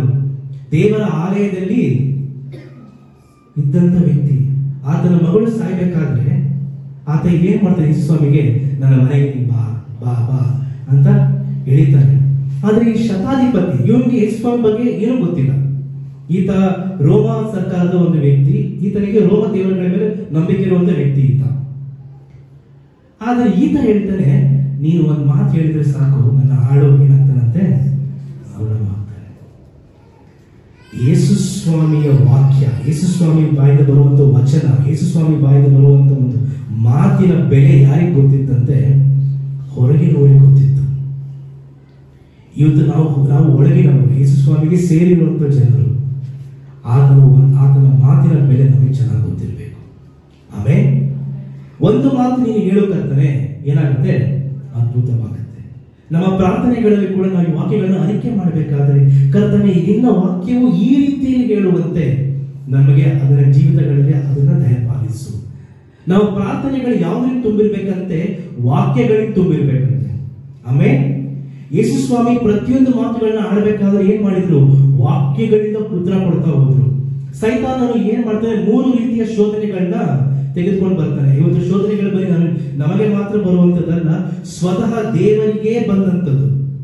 ಆಮೇಲೆ ಎಲ್ಲರಿಗೂ ಬರುತ್ತೆ ಶೋಧನೆಗಳು. ಈ ಲೋಕದಲ್ಲಿ ನಿಮಗೆ ಕಷ್ಟಗಳು ಉಂಟು, ಆದರೆ ಹೆದರಬೇಡಿ, ನಾನು ಈ ಲೋಕವನ್ನ ಜಯಿಸಿದ್ದೇನೆ ಅಂತ ಯಾಕೆ ಹೇಳಿದ್ರು ಅಂದ್ರೆ, ಈ ತರ ಶೋಧನೆಗಳನ್ನ ಅವರು ಕೂಡ ಅನುಭವಿಸಿದ್ರು. ಆದ್ರೆ ಪ್ರತಿಯೊಂದು ಶೋಧನೆಗಳಿಗೆ ಅವರಿಗೆ ಸೈತಾನ ಬಂದು ಶೋಧನೆ ಬಂದು ಕೊಟ್ಟಾಗ ಯೇಸು ಸ್ವಾಮಿ ಕೊಟ್ಟಂತ ಉತ್ತರಗಳು ಪ್ರತಿಯೊಂದು ವಾಕ್ಯಗಳ ಮೇಲೆ ಇತ್ತು. ಆಮೇಲೆ ವಾಕ್ಯವು ಹೇಳುವಂತೆ, ಇಟ್ ಈಸ್ ರಿಟನ್ ಅಂತ ಬೈಬಲ್ ಅಲ್ಲಿ ಹೇಳುತ್ತೆ. ವಾಕ್ಯವು ಹೇಳುವಂತೆ ನಿನ್ನ ದೇವರಾಗಿರೋ ಕರ್ತನನ್ನು ನೀನು ಪರೀಕ್ಷಿಸಬಾರದು. ವಾಕ್ಯದ ಮೂಲಕ ಉತ್ತರ. ನಮ್ಗೆ ವಾಕ್ಯದ ಅರಿವಿಲ್ಲ ಅಂದ್ರೆ ಏನಾಗುತ್ತೆ, ನಾವು ಶೋಧನೆಗೆ ನಾವು ಒಳಗಾಗ್ತೇವೆ. ಶೋಧನೆ ನಮ್ಮನ್ನ ಜಯಿಸ್ಬಿಡುತ್ತೆ. ಯಾವಾಗ ವಾಕ್ಯ ನಮ್ಮನ್ನು ನೆಲೆಗೊಳ್ಳುತ್ತೋ, ನಮ್ಮ ಬಾಯಿಂದ ನಂಬಿಕೆಯ ಅರಿಕೆಗಳನ್ನು ನಾವು ಯಾವಾಗ ಮಾಡ್ತೀವೋ, ಅವಾಗ ಶೋಧನೆಗಳನ್ನು ನಾವು ಆತನ ಕೃಪೆಯ ಮೂಲಕ ಜಯಿಸುತ್ತೇವೆ. ಆಮೇಲೆ ಈ ಒಂದು ಕಾರಣಕ್ಕೋಸ್ಕರ ನಾವು ಆದಿಯಲ್ಲಿ ವಾಕ್ಯವಿತ್ತು, ಆ ವಾಕ್ಯವು ದೇವರ ಬಳಿಯಲ್ಲಿತ್ತು, ಆ ವಾಕ್ಯವೇ ದೇವರಾಗಿತ್ತು ಅಂತ ನಾವು ಯಾಕೆ ನಂಬ್ತೇವೆ ಅಂದ್ರೆ, ಈ ಒಂದು ವಾಕ್ಯವು ಆದಿಯಿಂದಲೂ ಇದೆ. ನೀವು ಆದಿಕಾಂಡ 1ನೇ ಅಧ್ಯಾಯವನ್ನು ನೀವು ತೆಗೆದುಕೊಂಡು ಓದಿ, ಏನ್ ಹೇಳ್ತಾರೆ, ದೇವರು ಹೇಳಿದರು, ದೇವರು ನುಡಿದರು, ಗಾಡ್ ಸೆಡ್. ಆತನ ಬಾಯಿಂದ ಬಂದಂತ ಪ್ರತಿಯೊಂದು ವಾಕ್ಯಗಳು, ಈ ವಾಕ್ಯಗಳು ಎಲ್ಲಿತ್ತಂತೆ, ಆದಿಯಲ್ಲೇ ಇತ್ತು. ಇವತ್ತು ವಾಕ್ಯಗಳು ನಮ್ಮ ಕೈಯಲ್ಲಿದೆ. ಆಮೇಲೆ ಈ ವಾಕ್ಯಗಳು ನಮ್ಮ ಹೃದಯದಲ್ಲಿ ಇದ್ದಾಗ ನಮ್ಮ ನಾಲ್ಗೆ ಕೂಡ ಆ ವಾಕ್ಯಗಳು ಬರಲಿಕ್ಕೆ ಸಾಧ್ಯ. ಆಮೇಲೆ ಇವಾಗ ಮಕ್ಕಳು ಮಲ್ಟಿಪ್ಲಿಕೇಶನ್ ಟೇಬಲ್ಸ್ 1 1 1 2 1 2 ಕೇಳಿರ್ತೀರಲ್ವಾ, ಮಗ್ಗಿಗಳನ್ನ ಏನ್ ಮಾಡ್ತಾರೆ, ಹೇಳ್ತಾರೆ. ಹೇಗೆ ಹೇಳ್ತಾರೆ ಹೇಳಿ, ಬಾಯಾಟ್ ಮಾಡಿರ್ತಾರೆ. ಬಾಯಾಟ್ ಹೇಗೆ ಮಾಡಿರ್ತಾರೆ, ನೋಡಿರ್ತಾರೆ, ಅದನ್ನ ಓದಿರ್ತಾರೆ. ಕರೆಕ್ಟಾ? ಅದನ್ನ ಮಾಡಿರೋದಕ್ಕೋಸ್ಕರನೇ ಈಗ ನೀವು ಅವ್ರ ಅಂಗಡಿಗೆ ಕಳಿಸ್ಬಿಟ್ಟು 1-2 kg ಇದನ್ನ ತಗೊಂಡ್ಬಾ ಅದನ್ನ ತಗೊಂಡ್ಬಾ ಅಂದ್ರೆ ಅವ್ರಿಗೆ ಗೊತ್ತಿರುತ್ತೆ. 10 ರೂಪಾಯಿ ಅಂದ್ರೆ 2 kg ಅಂದ್ರೆ 20 ರೂಪಾಯಿ ಅಂತ. ಹೇಗ್ ಬಂದದು, ಈ ಒಂದು ಮಗ್ಗಿ ಕತ್ತಿರೋ ಕಾರಣಕ್ಕೋಸ್ಕರ. ಕರೆಕ್ಟಾ? ಮಗ್ಗಿಗೆ ಇಷ್ಟೊಂದು ಶಕ್ತಿ ಇರಬೇಕಾದ್ರೆ, ವಾಕ್ಯವನ್ನು ಓದಬೇಕಾದ್ರೆ, ನಮ್ಮ ಬಾಯಿಂದ ಅದು ಬರಬೇಕಾದ್ರೆ, ನಮ್ಮ ಜೀವಿತದಲ್ಲಿ ಯಾವ ರೀತಿಯ ಬದಲಾವಣೆಗಳನ್ನ ಅದರಲ್ಲಿ ತರಬಹುದು. ಆಮೇಲೆ ಒಂದು ಎಕ್ಸ್ಪೆರಿಮೆಂಟ್ ಮಾಡಿದಂತೆ ಸೈಂಟಿಸ್ಟ್ಗಳು ಒಂದು ಕಾಲದಲ್ಲಿ ಎಕ್ಸ್ಪೆರಿಮೆಂಟ್ ಮಾಡಿದಂತೆ, 2 ಗಿಡಗಳು ಆಗ್ತಾನೆ ಏನಾಗ್ತದೆ, ಬೆಳೆಯುವಂತ ಒಂದು 2 ಗಿಡಗಳನ್ನ ಒಂದು ಸಪರೇಟ್ ರೂಮ್ ಅಲ್ಲಿ ಇಟ್ಟು, ಒಂದು ಗಿಡಕ್ಕೆ ಇದು ನಿಜವಾಗ್ಲೂ ನಡೆದಂತ ಘಟನೆ, ಇದು ಸೈಂಟಿಫಿಕಲಿ ಮಾಡಿದಂತ ಒಂದು ಘಟನೆ. ಇದು 2 ಗಿಡಗಳನ್ನು ಒಂದ್ ಕಡೆ ಇಟ್ಟು, ಒಂದು ರೂಮ್ ಗಳಿಟ್ಟು, ಒಂದು ಗಿಡಕ್ಕೆ ನೀನ್ ಆಶೀರ್ವದಿಸಲ್ಪಟ್ಟ ಗಿಡ, ನೀನ್ ಚೆನ್ನಾಗಿರ್ತೀಯ, ನೀನ್ ಉದ್ಧಾರ ಆಗ್ತೀಯ, ನೀನ್ ಚೆನ್ನಾಗಿ ಬೆಳಿತೀಯ ಅಂತ ಪ್ರತಿದಿನ ಬಂದು ಸುಮ್ಮನೆ ಕೇಳ್ತಿದ್ರಂತೆ. ಇನ್ನೊಂದು ಗಿಡಕ್ಕೆ ಹೋಗ್ಬಿಟ್ಟು ನೀನು ಶಪಿಸಲ್ಪಟ್ಟದ್ದು, ನೀನ್ ನಾಶವಾಗಿ ಹೋಗ್ತೀಯ, ನೀನ್ ಹಾಳಾಗಿ ಹೋಗ್ತೀಯ, ನೀನು ಉದುರು ಹೋಗ್ತೀಯ ಅಂತ ಪ್ರತಿದಿನ ಹೇಳ್ತಿದ್ರಂತೆ. ನೀರ್ ಹಾಕದಾಗ್ತಿದ್ರು, ಸೂರ್ಯನ ಬೆಳಕು ಪ್ರತಿದಿನ 2 ಗಿಡಗಳ ಮೇಲೆ ಕೂಡ ಬೀಳ್ತಾ ಇತ್ತು. ಅವ್ರು ಬರೀ ಒಂದ್ ಗಿಡಕ್ಕೆ ನೀರ್ ಹಾಕದೇ ಇರ್ತಿರ್ಲಿಲ್ಲ, 2ಕ್ಕೂ ನೀರ್ ಹಾಕ್ತಿದ್ರು. ಸೂರ್ಯನ ಕಿರಣ 2ಕ್ಕೂ ಪ್ರತಿದಿನ ಬೀಳ್ತಾ ಇತ್ತು. ಆದ್ರೆ 1 ತಿಂಗಳ ನಂತರ ಯಾವ ಗಿಡಕ್ಕೆ ಇವರು ಪ್ರತಿದಿನ ಬೈತಿದ್ರಲ್ಲ, ಆ ಗಿಡದ ಎಲೆಗಳು ಉದುರೋಗಕ್ಕೆ ಸ್ಟಾರ್ಟ್ ಆಯ್ತಂತೆ. ಕೊನೆಗೆ ಆ ಗಿಡ ಸತ್ತು ಹೋಯಿತು. ಯಾವ ಗಿಡಕ್ಕೆ ಇವರು ಪ್ರತಿದಿನ ನೀನು ಆಶೀರ್ವದಿಸಲ್ಪಟ್ಟದ್ದು, ನಿನಗೆ ಇದಾಗುತ್ತೆ, ಒಳ್ಳೇದಾಗುತ್ತೆ ಅಂತ ಹೇಳ್ತಿದ್ರು, ಆ ಗಿಡ ಚೆನ್ನಾಗಿ ಬೆಳೆದೇ ಸ್ಟಾರ್ಟ್ ಆಯ್ತಂತೆ. ಒಂದು ಗಿಡಕ್ಕೆ ಅಷ್ಟೊಂದು ಶಕ್ತಿ ಇರಬೇಕಾದ್ರೆ, ವಾಕ್ಯಗಳಿಗೆ ಅಷ್ಟೊಂದು ಶಕ್ತಿ ಇರಬೇಕಾದ್ರೆ, ನಮ್ಮ ಜೀವಿತಗಳಲ್ಲಿ ನಾವು ದೇವರ ವಾಕ್ಯಗಳನ್ನ ಅರಿಕೆ ಮಾಡಬೇಕಾದ್ರೆ ನಮ್ಮ ಜೀವಿತದಲ್ಲಿ ಆಗುವಂತ ಬದಲಾವಣೆಗಳು ಎಷ್ಟು ಅಂತ ನಾವು ಯೋಚನೆ ಮಾಡಬೇಕು. ಆಮೇಲೆ ಒಂದೂರಲ್ಲಿ ಮಳೆ ಬರೋದಕ್ಕೆ ಸ್ಟಾಪ್ ಆಗೋಯ್ತು. ಮಳೆ ಸುಮಾರು ತಿಂಗಳುಗಳ ಕಾಲ, ವರ್ಷಗಳ ಕಾಲ ಏನಾಗಿಲ್ಲಂತೆ, ಮಳೆನೇ ಬರಲಿಲ್ವಂತೆ. ಊರಿನ ಜನ ಎಲ್ಲ ಸೇರ್ಕೊಂಡು ಪಾಸ್ಟರ್ ಹತ್ರ ಬಂದ್ರು. ಆ ಒಂದು ಊರ ಸಭೆಯ ಪಾಲಕರ ಹತ್ರ ಬಂದು ನಾವು ಇದಕ್ಕೋಸ್ಕರ ಪ್ರಾರ್ಥಿಸಬೇಕು ಅಂತ ಹೇಳಿ. ಸರಿ, ಸಭಾ ಪಾಲಕರು ಸರಿ, ಇಂಥ ಈ ಒಂದು ದಿನ ನಾವೆಲ್ಲ ಏನ್ ಮಾಡೋಣ, ಈ ಒಂದು ಫೀಲ್ಡ್ ಅಲ್ಲಿ ನಾವು ಒಂದು ಸೇರ್ಕೊಳ್ಳೋಣ, ಒಂದು ಓಪನ್ ಗ್ರೌಂಡ್ ಅಲ್ಲಿ ನಾವೆಲ್ಲ ನಿಂತ್ಕೊಂಡು ಆಕಾಶದ ಕಡೆ ನಿಂತ್ಕೊಂಡು ನಾವು ಪ್ರಾರ್ಥಿಸೋಣ ಅಂತ ಹೇಳಿದ್ರು.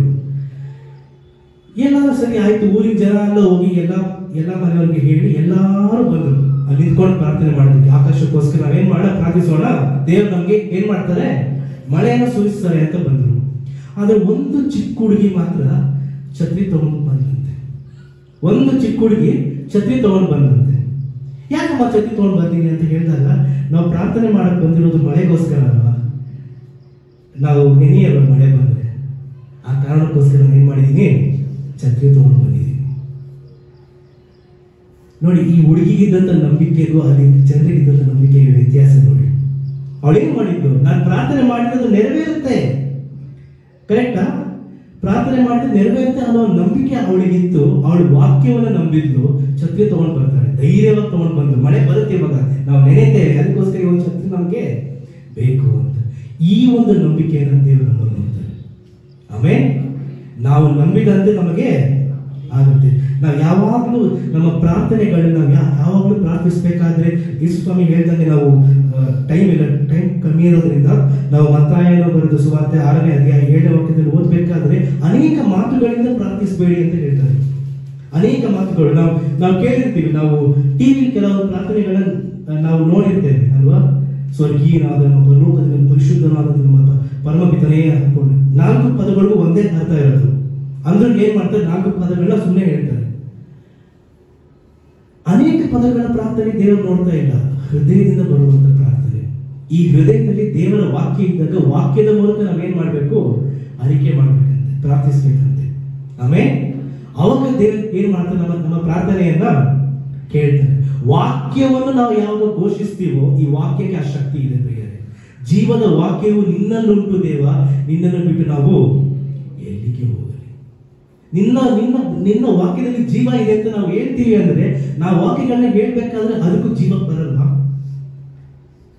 ಆಮೇಲೆ ನಮ್ಮನ್ನು ಉಪಯೋಗಿಸು. ನಾವೀಗ ಪ್ರತಿಯೊಂದು ವಿಚಾರದಲ್ಲೂ ಕೂಡ ಈಗ ಫಾರ್ ಎಕ್ಸಾಂಪಲ್ ನಾವೀಗ ಈ ಸಭೆಗೋಸ್ಕರ ನಾವೇನ್ ಮಾಡ್ತೀವಿ, ಇಲ್ಲಿ ಸೇರಿರುವಂತ ಎಲ್ಲರೂ ಕೂಡ ನಾವು ಡೈಲಿ ಪ್ರಾರ್ಥಿಸ್ತೇವೆ ಅಲ್ವಾ, ಸಭೆಗೆ ಹೆಚ್ಚಾಗಿ ಜನ ಬಂದು ಸೇರ್ಬೇಕು ಅಂತ. ಆದ್ರೆ ನಾವು ಸಭೆ ಬಗ್ಗೆ ಯಾರು ಹೇಳ್ದೆ ಹೋದ್ರೆ ಕರೆಕ್ಟಾ? ಸಭೆ ಬಗ್ಗೆ ನಾವು ಯಾರು ಹೇಳೋದೇ ಇಲ್ಲ. ಈಗ ಫಾರ್ ಎಕ್ಸಾಂಪಲ್ ಈಗ ಈಗ ಇದು ರೆಕಾರ್ಡ್ ಆಗ್ತಾ ಇದೆ. ಈಗ ನೆಕ್ಸ್ಟ್ ಏನಾಗುತ್ತೆ, ಯೂಟ್ಯೂಬ್ ಅಲ್ಲಿ ಅಪ್ಲೋಡ್ ಆಗುತ್ತೆ. ನಾವಿದನ್ನ ಯಾರು ಶೇರ್ ಮಾಡಿದ್ರೆ ಒಳಗಿಟ್ಕೊಂಡ್ಬಿಟ್ಟಿರ್ತೀವಿ ನಾವೇ. ಆದ್ರೆ ನಮ್ಮ ಪ್ರಾರ್ಥನೆಯಲ್ಲಿ ಈಗ ದೇವರೇ ಇದನ್ನ ಮಾಡು, ದೇವರು ನಮಗೆ ಜ್ಞಾನವನ್ನು ಕೊಟ್ಟಿರ್ತಾರೆ, ಮಾಡು, ನಿನ್ನ ಕೆಲಸವನ್ನು ನೀನ್ ಮಾಡು, ನಾನೇನ್ ಮಾಡ್ತೀನಿ ಅದನ್ನ ಉಪಯೋಗಿಸುವಂಥದ್ದು ನನ್ನ ಕೆಲಸ. ಆಮೇಲೆ ಆತನನ್ನು ನಂಬುವಂತ ನಮಗೆ ಆತನು ಅದ್ಭುತವನ್ನು ಮಾಡಲು ಶಕ್ತನಾಗಿದ್ದೇನೆ ಅನ್ನುವಂಥ ನಂಬಿಕೆ ನಮ್ಮಲ್ಲಿರಬೇಕು. ನಮ್ಮ ಕೆಲಸ ನಾವು ಮಾಡಬೇಕು, ನಮ್ಮ ಸೇವೆಯನ್ನ ನಾವಿಲ್ಲಿ ಕರೆಕ್ಟಾಗಿ ಮಾಡ್ತಾ ಹೋಗ್ಬೇಕು. ಫಲವನ್ನು ಕೊಡುವಂತ ದೇವರು ಆತನೇ. ಆಮೇಲೆ ಕೊನೆಯದಾಗಿ ನಾವು ಓದೋಣ ಜ್ಞಾನೋಕ್ತಿಗಳು 18ನೇ ಅಧ್ಯಾಯ 21ನೇ ವಾಕ್ಯ. ಜ್ಞಾನೋಕ್ತಿಗಳು 18ನೇ ಅಧ್ಯಾಯ 21ನೇ ವಾಕ್ಯ. ಜೀವನ ಮರಣಗಳು ನಾಲಿಗೆಯ ವಶ, ವಚನ ಪ್ರಿಯರು ಅದರ ಫಲವನ್ನು ಅನುಭವಿಸುವರು. ಜೀವನ ಮರಣಗಳು ನಾಲಿಗೆಯ ವಶ, ವಚನ ಪ್ರಿಯರು ಫಲಗಳನ್ನ ಅನುಭವಿಸುವರು. ವಚನ ಪ್ರಿಯರಂದ್ರೆ ಯಾರು? ಈ ವಾಕ್ಯಗಳನ್ನ ಪ್ರೀತಿಸುವವರು. ವಚನ ಓದುಗಾರರು ಅಂತ ಇಲ್ಲ ಬೈಬಲ್ ನಲ್ಲಿ, ವಚನ ಪ್ರಿಯರು. ಯಾವಾಗ ನಾವು ಈ ವಾಕ್ಯಗಳನ್ನ ಪ್ರೀತಿಸ್ತೀವೋ, ಈ ವಾಕ್ಯಗಳನ್ನ ನಾವು ಆಸಕ್ತಿಯಿಂದ ಓದ್ತೇವೆ. ಫಾರ್ಮಾಲಿಟಿಗೋಸ್ಕರ ನಾವು ಓದಲ್ಲ, ಪ್ರತಿದಿನ ಒಂದ್ಸಲ ಒಂದು ಚಾಪ್ಟರ್ ನಾನು ಓದ್ಬೇಕು ಅದಕ್ಕೋಸ್ಕರ ನಾನು ಓದ್ತೀನಿ. ಇದು ವಚನ ಪ್ರಿಯತೆ ಅಲ್ಲ, ಇದು ಫಾರ್ಮ್ಯಾಲಿಟಿ. ಅದು ಯಾರು ಕೆಲ್ಸಕ್ಕೆ ಹೋಗೋದಕ್ಕೆ ಆಸೆ ಪಡಲ್ಲ. ನಾವೇನ್ ಮಾಡ್ತೀವಿ, ಬದುಕಬೇಕು ಅದಕ್ಕೋಸ್ಕರ ಕೆಲ್ಸಕ್ಕೆ ಹೋಗ್ತೀವಿ. ಇಲ್ಲಿ ಯಾರಾದ್ರೂ ಎದೆ ಮಾಡ್ಕೊಂಡು ಹೇಳಿ, ಇಲ್ಲ ನಾನು ತುಂಬಾ ಕೆಲಸ ಮಾಡೋದಕ್ಕೆ ಆಸೆ ಅದಕ್ಕೋಸ್ಕರ ಹೋಗ್ತೀನಿ ಅಂತ ಯಾರು ಇಲ್ಲ. ಎಲ್ಲಾದ್ರೂ ರೆಸ್ಟ್ ಮಾಡ್ಬೇಕು ಅಂತಾನೆ ಆಸೆ ಇರೋದು. ನಾವ್ ಯಾಕೆ ಕೆಲ್ಸಕ್ಕೆ ಹೋಗ್ತೀವಿ ಹೇಳಿ? ಬದುಕಬೇಕು ಅನ್ನೋ ಕಾರಣಕ್ಕೋಸ್ಕರ ನಮ್ಗೆ ಏನೋ ಕೈನ ಪ್ರಯಾಸಗಳ ಅವಶ್ಯಕತೆ ಇದೆ, ಅದಕ್ಕೋಸ್ಕರ ನಾವೇನ್ ಮಾಡ್ತೀವಿ, ಕೆಲ್ಸಕ್ಕೆ ನಾವು ಹೋಗ್ತೀವಿ ಅಂತ. ನಾಳೆ ಕೆಲಸ ನಿಮ್ಗೆ ಸಂಬಳ ಕೊಡೋದಪ್ಪ, ನೀನ್ ಬಾ ಅಂದ್ರೆ ಇಲ್ಲಿ ಎಷ್ಟು ಜನ ಹೋಗ್ತೀವಿ ಕೆಲ್ಸಕ್ಕೆ? ನಾವ್ ಯಾರು ಹೋಗಲ್ಲ, ಕರೆಕ್ಟಾ? ಯಾಕೆಂದ್ರೆ ಅದೊಂದು ಫಾರ್ಮ್ಯಾಲಿಟಿ. ವಾಕ್ಯ ನಮಗೆ ಫಾರ್ಮ್ಯಾಲಿಟಿ ಆಗ್ಬಾರ್ದು. ತಮಿಳಲ್ಲಿ ಒಂದು ಸಾಂಗ್ ಇದೆ, ಎನ್ನ ಒಂದಾலும் ನಂಬುವೆ. ಏನೇ ಆದ್ರೂ ಕೂಡ ನಾನು ಏನ್ ಮಾಡ್ತೀನಂತೆ, ನಂಬುತ್ತೇನೆ. ಯಾಕೆ ಅಂದ್ರೆ ಈ ವಾಕ್ಯದಲ್ಲಿ ಜೀವ ಉಂಟು. ಜೀವ ಮತ್ತು ಮರಣವು ಯಾವುದರ ವಶ? ನಾಲಿಗೆಯ ವಶ. ವಚನ ಪ್ರಿಯರು ಅದರ ಫಲವನ್ನು ಅನುಭವಿಸುವರು. ಈ ವಾಕ್ಯವನ್ನು ನಾವು ಯಾವಾಗ ಆಸಕ್ತಿಯಿಂದ ಓದ್ತೇವೆ, ನಮ್ಮ ಪ್ರಾರ್ಥನೆಗಳಲ್ಲಿ ನಾವು ಯಾವಾಗ ಈ ವಾಕ್ಯಗಳನ್ನ ಅರಿಕೆ ಮಾಡುತ್ತೇವೆ, ನಾವು ನಂಬಿದಂತೆಯೇ ನಮಗೆ ದೇವರು ಮಾಡ್ತಾರೆ. ಆಮೇಲೆ ನಮ್ಮ ನಂಬಿಕೆ ಯಾವಾಗಲೂ ದೃಢವಾಗಿರಲಿ, ಈ ವಾಕ್ಯ ನಮ್ಮಲ್ಲಿ ನೆಲೆಗೊಳ್ಳಲಿ. ಆಮೇಲೆ ದೇವರ ನಮಗೆ ಸ್ತೋತ್ರ ಉಂಟಾಗಲಿ.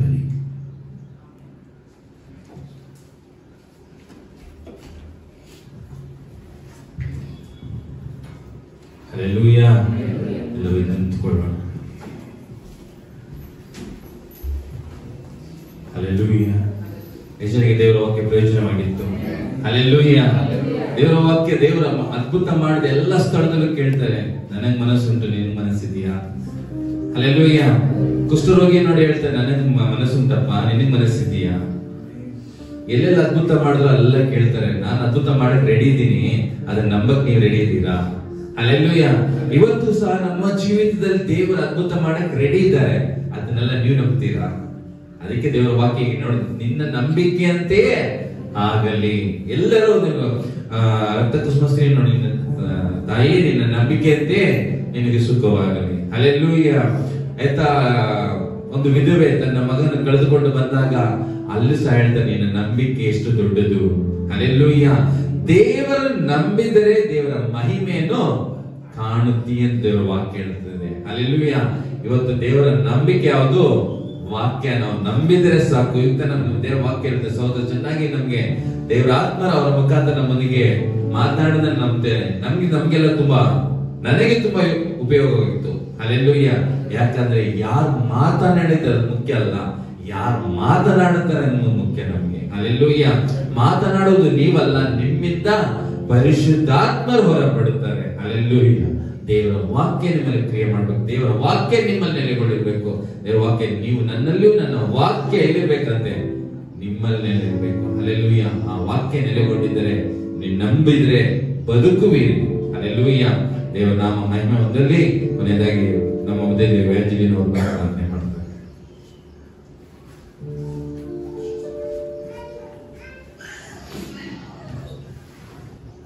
ஹalleluya. மகா பரிசுத்தமுள்ள தேவனே அப்பா, இந்த கிருபை நாளுக்காக நன்றி ஆண்டவரே. அப்பா, இப்பேற்பட்ட ஜீவனுள்ள வார்த்தைகளை நீர் எங்களுக்கு கொடுத்த ஆண்டவரே, எங்களுடைய ஆண்டவரே குறைந்த ஆண்டவரே அப்பா ஸ்தோத்திரம் ஆண்டவரே. அப்பா, விசுவாசத்தை ஆண்டவரே நீர் எங்களுக்கு அதிகரித்து கொடுத்ததற்காக நாங்கள் உமக்கு நன்றி செலுத்துகிறோம் ஆண்டவரே.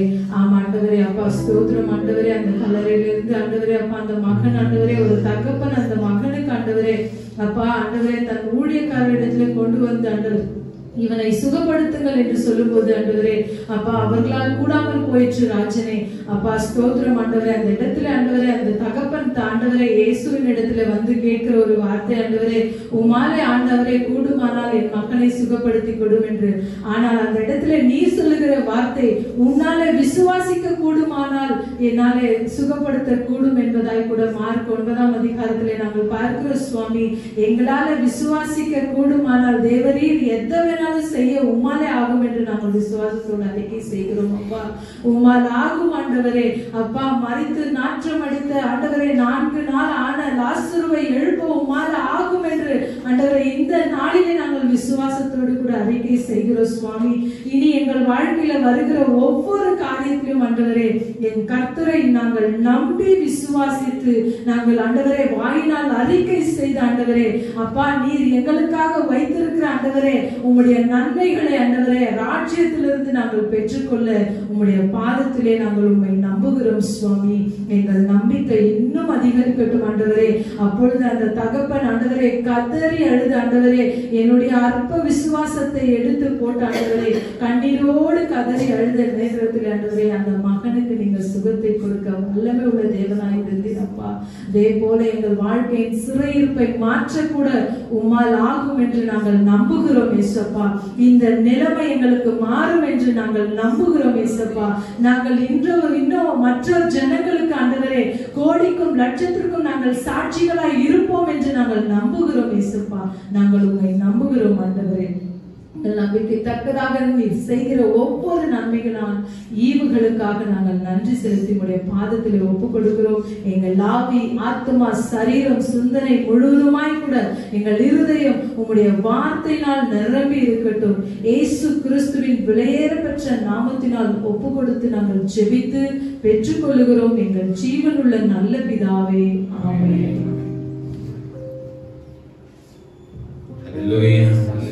ಎಲ್ಲರೂ ಒಂದಾಗಿ ಸೇರೋಣ. ನನ್ನ ಮನವೇ ಯೆಹೋವನನ್ನು ಕೊಂಡಾಡು, ನನ್ನ ಸರ್ವೇಂದ್ರಿಯ ಆತನ ಪವಿತ್ರ ನಾಮವನ್ನು ಕೀರ್ತಿಸಲಿ.